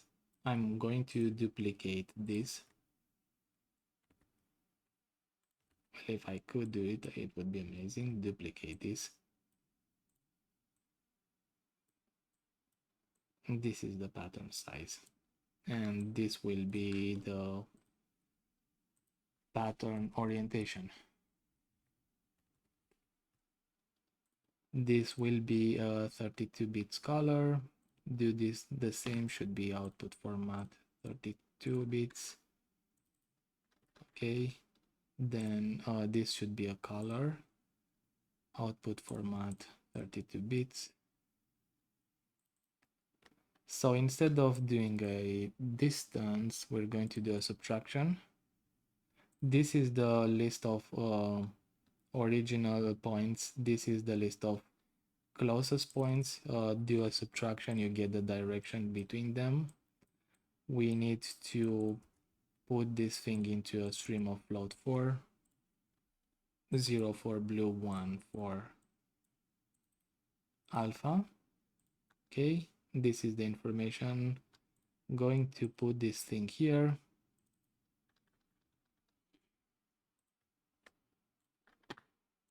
I will be copying this part and going to rotation. So you can see that if I would do this entire computation thing into luminosity channel, I would only need to compute this part here once, right?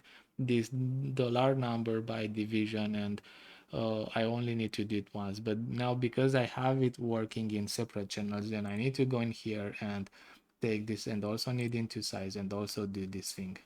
So I'm going to do the same computation. So basically I did this computation 3 times. It's not too bad, but you can do better, of course. And in previous examples we did better, but just also want to show you you can work like this. Okay, so I need to sample the second one, and this is x and y. I need to take the arctangent 2 of this. This is from minus pi to pi, so divide by pi.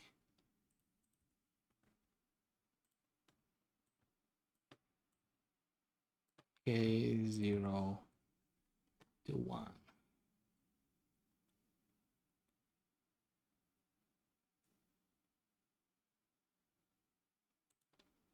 Okay, so now we have those patterns oriented, which I like the flow. And lastly, I need to take the same thing here. Sorry, copy it and move into my pattern luminosity. And if I output this, we're getting this, but I have some really dark values which I want to brighten up. So I can lerp based on this between float, maybe 0.5 and 1.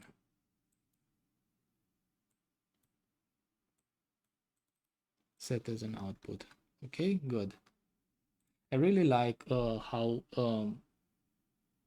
we have this flow of patterns. I think it's really good. So now you can throw in, if you want, you can throw in a gradient map and color it. I'll be just doing some default red and maybe some blue, something like this. And then feel free to go here and play with the disorder and get different configurations. Okay, now let's go to the last example.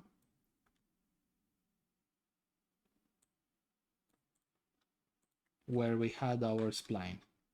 So I'm just going to take the spline and duplicate it. So the spline is like this, and it gives us information. So you have spline coordinates and spline data. Here in X and Y you have the tangents, and we will be using this information to draw additional splines or additional paths or drawing on our spline itself. Okay, so an FX map node, grayscale. I will be using spline data. This is where the position are, spline coordinates and spline data. I need to iterate like 2048 times. This is the size of the texture, so go here, iterate 248. For now, yeah, let's do it correctly. Go in here, empty function, get float, not get float, sorry, integer 2048, set it, to float, set it.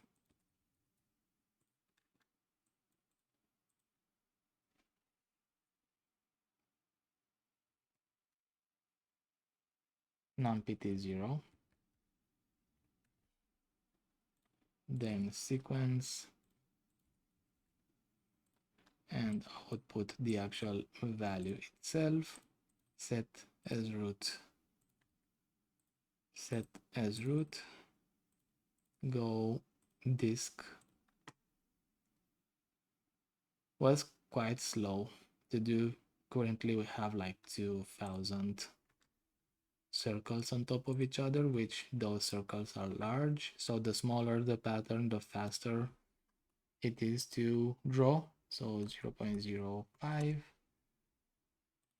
0.05 and 0 0.005. Oh, great. Also want to offset my entire drawing to the corner. Okay, so we're starting from here now. Now let's read the data from the spline itself and draw it. So into luminosity, get the dollar number, set it.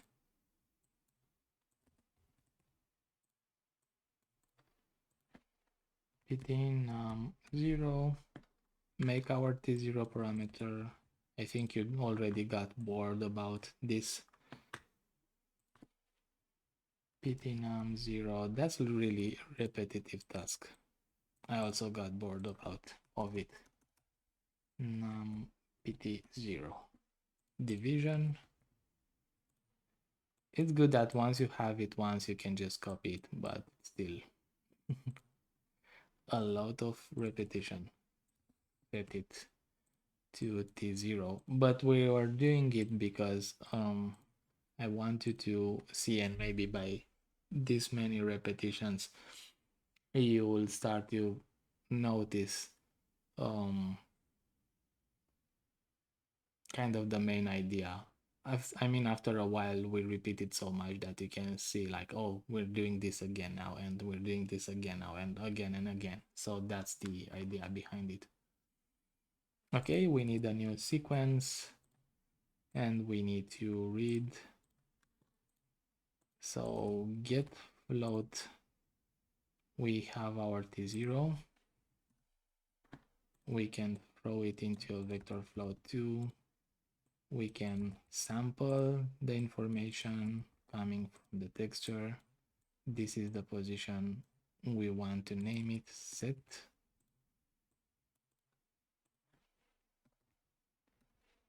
Position 0, and then do this.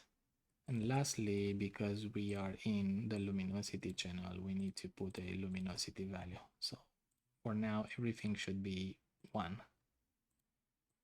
Okay, set this as an output.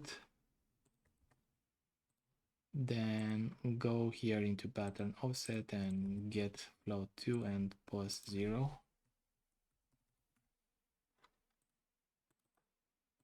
Okay, so we have our spline into the FX map node. So go in here, change it. It changed the spline into the FX map node. Great. Now that we have it here, we want to add branch. So a switch node, it's our favorite. And I want to say that this is not the only way to do branches, but I think it's interesting. I really wanted to show you to involve all the 3 nodes, iterate, quadrant, and switch. There are a few different ways in which you can do branches. This is one way. It's sometimes really powerful, but also has some limitations. So maybe next time I'm going to show you how to like a different way of doing branches. Okay, but let's continue with this one. Now, if you remember, we always do this. We want to move the information that we computed. We want to move it up to have it accessible on this branch and also on this branch. So take the computation, copy it, move it here, paste it, add the boolean, I mean instead of this. Just throw in a boolean, set it. Now my spline should get bigger. It didn't, that's fine. I just need to reset this and that should be it. Okay, move this part here. Maybe just decrease the luminosity of this one. The blending modes I forgot, they should be set to max, and this one should be also set to max. Okay, so this one, we're currently not seeing anything from this branch. We only see this branch, but this is because we haven't put anything that allows this sometimes to be true. So get float ptnum 0. We're going to divide it by 64. Okay, floor it. Well, I want to do floor, but I can't. Multiply it back.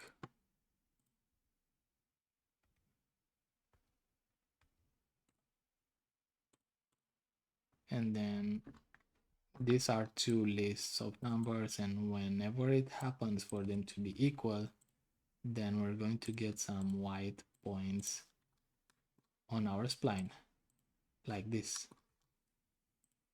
Okay, great.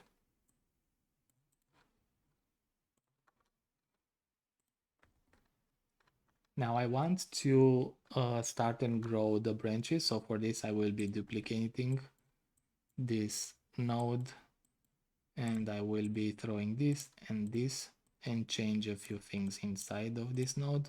First of all, I want this to become numpty1. I want this to be, for now, maybe 64.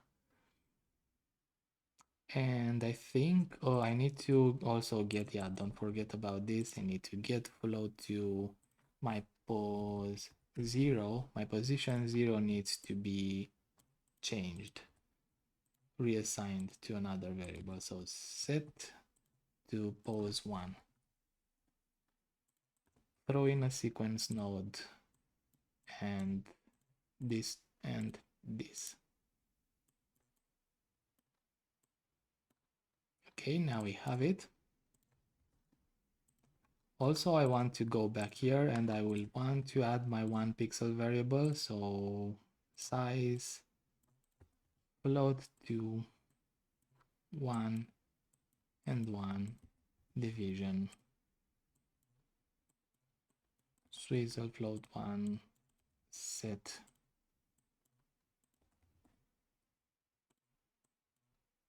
1 px, and then this, and then this.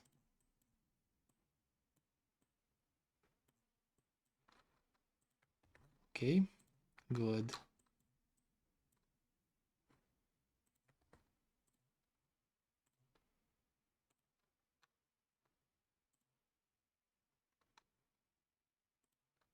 So we have things going on. Let me go here into pattern luminosity and start adding things. I want to copy this part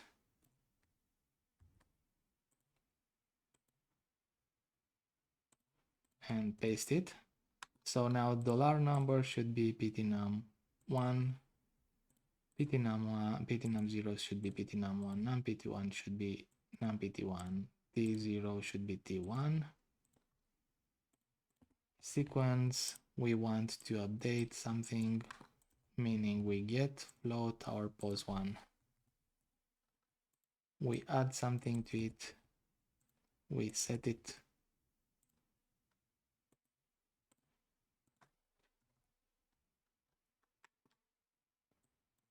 And because we are in the luminosity channel, we need to add another sequence and output the actual luminosity itself.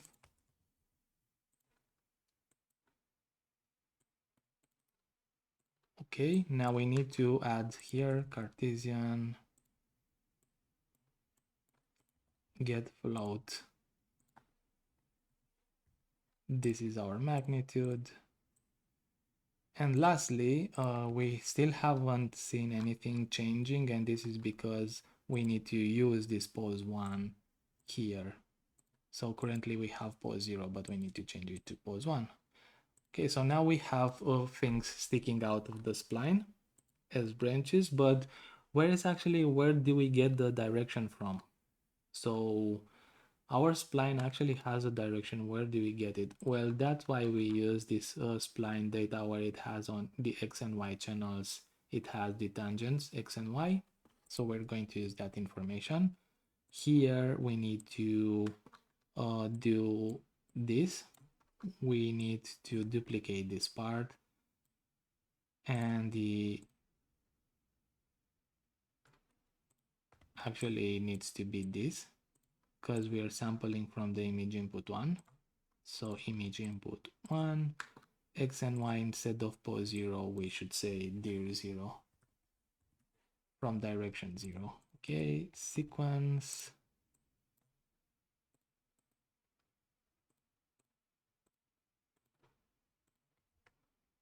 Okay, so I'm expecting to have a bit of back and forth with this, but maybe we're going to figure it out without a problem.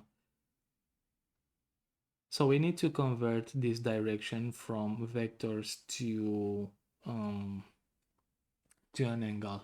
Oh, and let me figure out how to do it. Okay, maybe it's not too bad. So we need to get flow 2, its direction 0. And because this is expecting already angles in 2 pi, then I think I only need to do the arc tangent of the tan 2. Yeah, so you can see my branches follow the path itself. Now that we have this going on, we can add to it.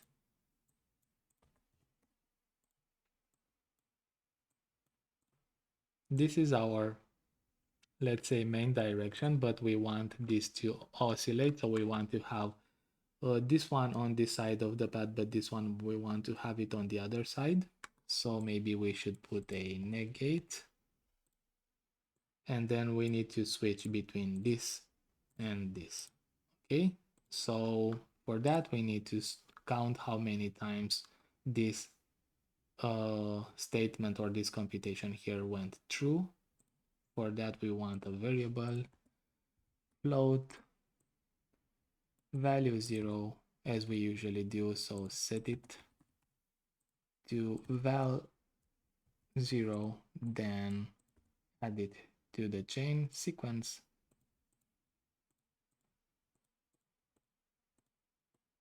Okay, now go here into this one and update. So get float, I mean it's a float, not a float, to get float val 0, we want to add something to it, which is 1, to increase it by 1. And then if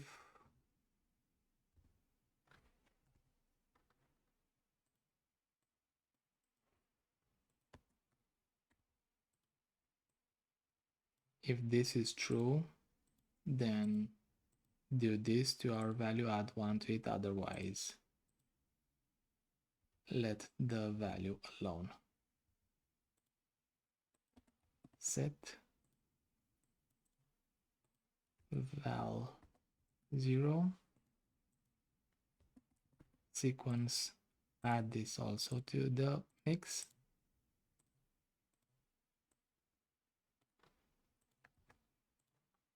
Then go here into luminosity and we want a linear interpolation here. This and this, get float, it's val 0. And then we need to, this is like 1, 2, 3, 4, 5, 6, and so on. We need to make it like 1, 0, 1, 0, 0, 1, 0, 1, 0, 1. So for this, we want to do a mod 2.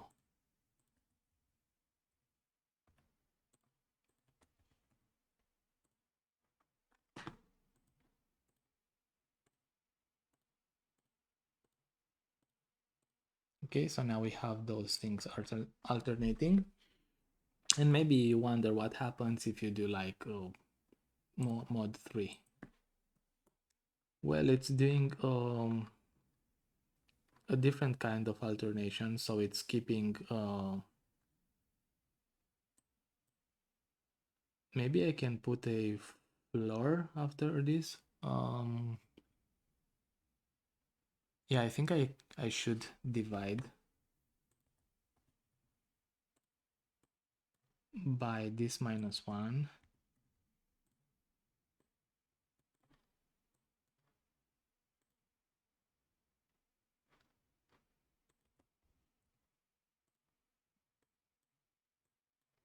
Okay, it is like this, but then also put a floor here. Okay, so now you see that it's doing 1 on this side and 2 on this other side. And maybe if I put this to 4, now it's doing 3 on one side and then 1 on the other side. So you can be playful with that if you want. I'm just going to leave it at 2. Okay, so it's alternating between them. Good. Now what do I want? Well, I want to control their length along this path. Where do I control the length? Where the length is here. And the path itself is parameterized by the T0 parameter, so I can do a, and I will be using maybe a curve node for this. So it's giving me this gradient. I want to put this thing inside, and I want to control the length of the branches given this curve node here. Okay, so now I want to see the fx map node itself. Here is where I control the length, get float, the t0 parameter, make a vector out of this, plug it into x. This allows us to read on the horizontal side of our gradient, sample it, its image input 2, then use it to lerp between some values, linear interpolation, then get float, not get float, just float 64 and maybe 256. And I might need to switch between these things, but for now just turn it into an integer and replace this. I'm holding shift and drag it here. Okay, so you see that at the beginning we have like smaller branches and at the end we have larger one. I can just go in here, click on this one, and we have the largest thing in the middle. Okay,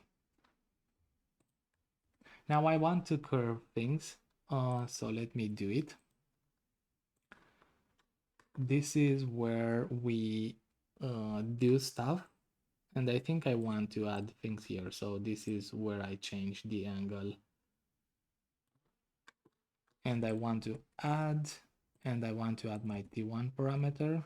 The T1 parameter is the length of the branch itself. So for each branch, you have like a T1 parameter assigned. So load T1. If I have a T1, I think I have it. Yeah, I computed it here. Now they are curving. Okay. And I want them to curve more. Maybe if I multiply, float, then maybe 4. Okay, so maybe 6. You can see how we're almost making a circle. That's looking interesting, but I want not to constantly create a circle. I want this to start curving slow, and then towards the end of the branch itself, the curving I want to be more and more pronounced. So for this, I need to change this transition between linear to something which is curved. So for that, we can use the power node and then put in a float, maybe to the power of 4. So we're getting this effect, which I find interesting. I'll be leaving it like this and then maybe decrease the width of this, of the branches. Well, good, we have them, and lastly I want to finally add some branches on this, some secondary branches. So our switch friend again,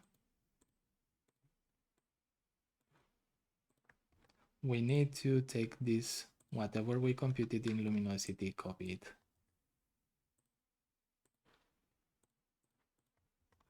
And then instead of 1 here, just do a boolean.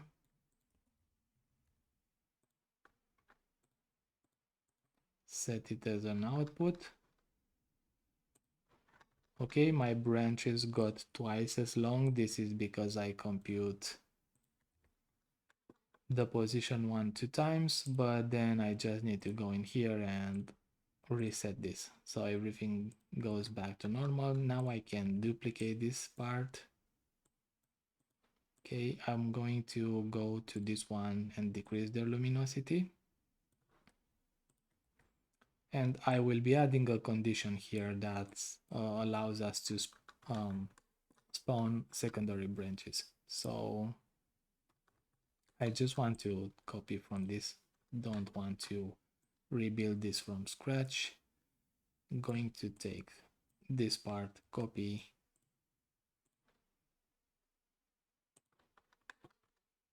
and paste. So instead of ptnum0, I need to put a ptnum1 and then do this.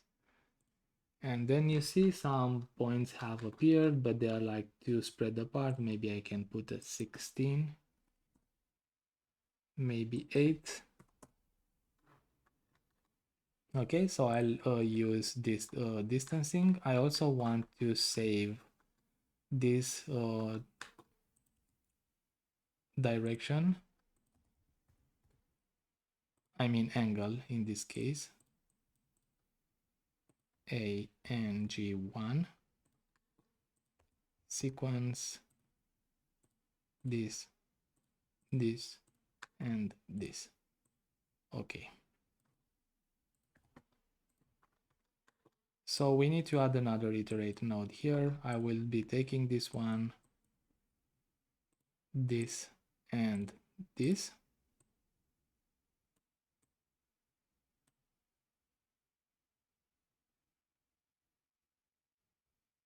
I'm not sure why things have disappeared. Let me try and do this again. Well, it seems like if I use this node, the entire thing disappears. That's really weird. No worries. I think I should just take position 1, set it to position 2, that was Y, and then take this num pt1 and change it to num pt2. For now, I'll be leaving this as a default, but then maybe adding a variable there as well. So we have things going on.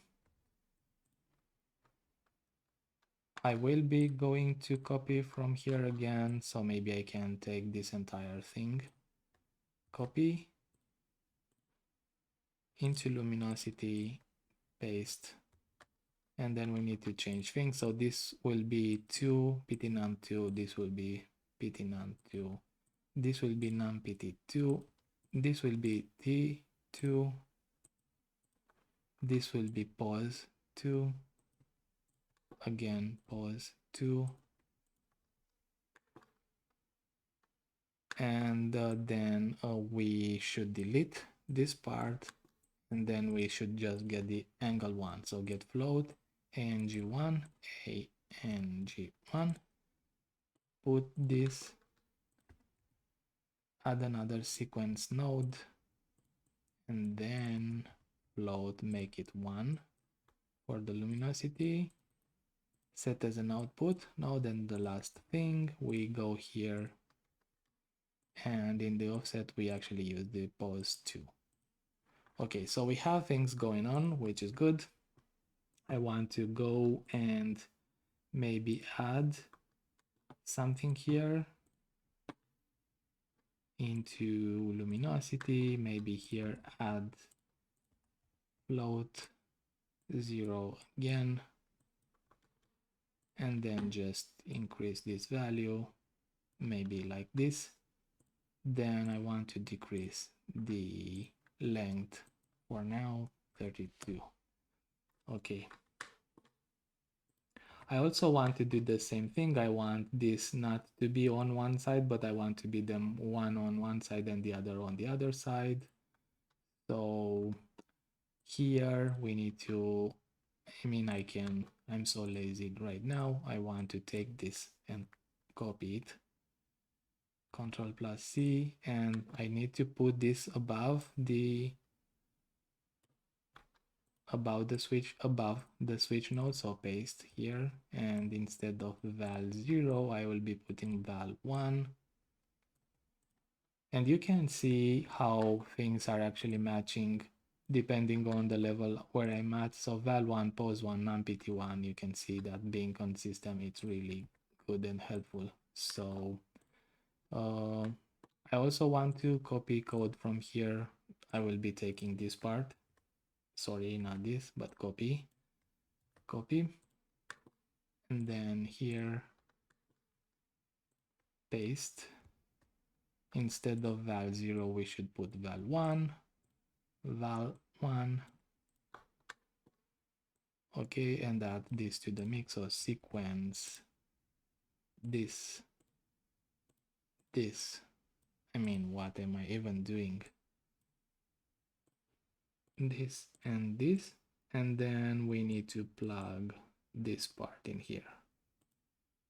Okay, so to be completely honest, I don't know if this is going to work. Let me try and test it. So this is our angle. We want to do a negation, and then we want to lerp between this, and this, and we need to bring in our val2, get float val, I mean it's val1, sorry, not val2, and then we need to put a mod float2 after it. And then if everything is correct, then we should have the alternation. I really want to do this correctly, but it seems that I can't. This and this. Put this into the linear interpolation, and then this adds here. Okay, now we have it. So we want to do another thing. Do we have T1? T1 is the parameter that goes from 0 to 1 along each of these curly branches, and I want to use that parameter to change the size of our secondary branches, because I think they're like too long. Okay, so this is where I control the length. This is a 32. I need to get T1,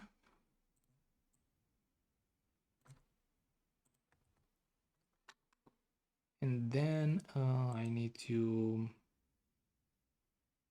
for now I'll be doing a linear interpolation between, I mean the T1 needs to be here, this needs to be here, this needs to be maybe 8, and replace this. So it seems like it's doing a smaller one at the beginning, larger one at the end, but I want to change things, and maybe I want to do the largest one in the middle. So I'll be using a different gradient.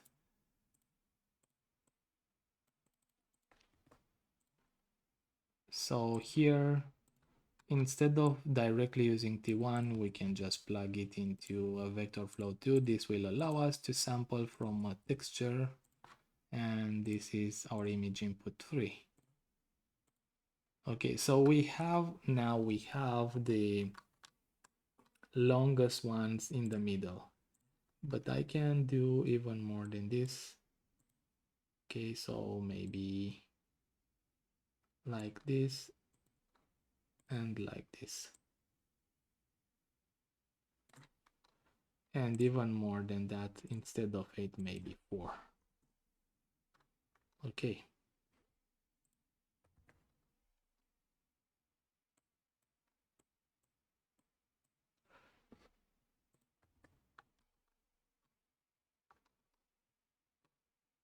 make them a bit thinner as well. 1 to 5, 1 to 5. Okay, well, I think I like it, and you can definitely go and do more with this, but now you can just go here and change the spline if you want, and then everything gets adjusted to it. Then you can go inside, and if you want, add more or less branches. So go here, and instead of 64, do 32. Then you can do even more if you want. You can go and increase the length. So here you're lerping between 256 and 64, but then you can also increase this.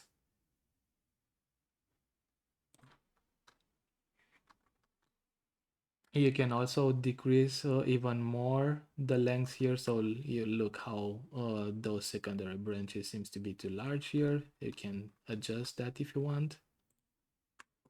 So, okay, this is where you control this,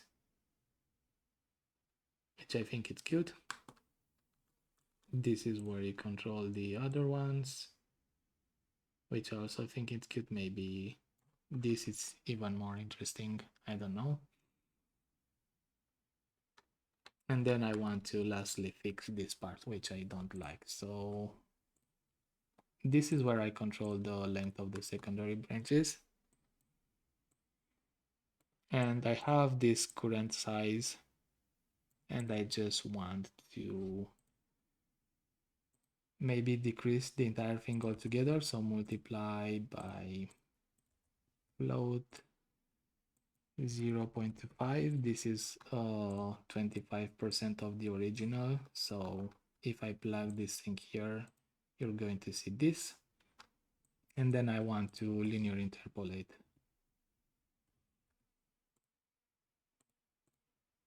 between these values, but I want to interpolate between these values along the entire path. So the entire path was parameterized by t0. So I need to bring in t0 here. And also I want this to be using this map here, which is image 2. So image input 2. So we're linearly interpolating between these values here. Okay, and I think it just needs to be switched. Okay, so lower branches here, larger ones here, and things like that. Okay, I think this is really beautiful. I really like it. And imagine now, if you want, you can go and add randomness, or you can go even crazy and add leaves to this and ornaments, or make them curly, how we did it here, and all sorts of possibility. It's really endless. You can go with the structure, you can string how many of this you want. There's really no limit to this. And then you can take this one and change it. So not only that, but you can, if you have another spline, you can just use this as an existing filter that takes in splines. And on whatever kind of spline you have, maybe you have a really, really complicated one, you just plug that spline inside, and it's going to stick these leaves onto itself.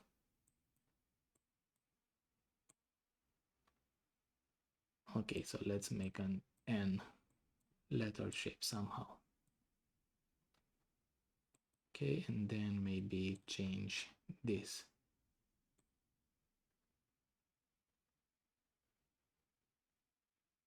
I don't know. Okay.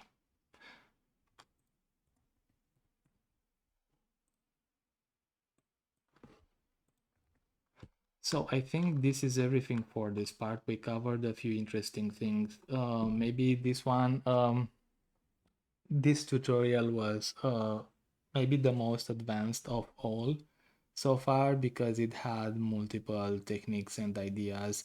I would say take your time and try to dig into all of these techniques and try to really understand what's going on.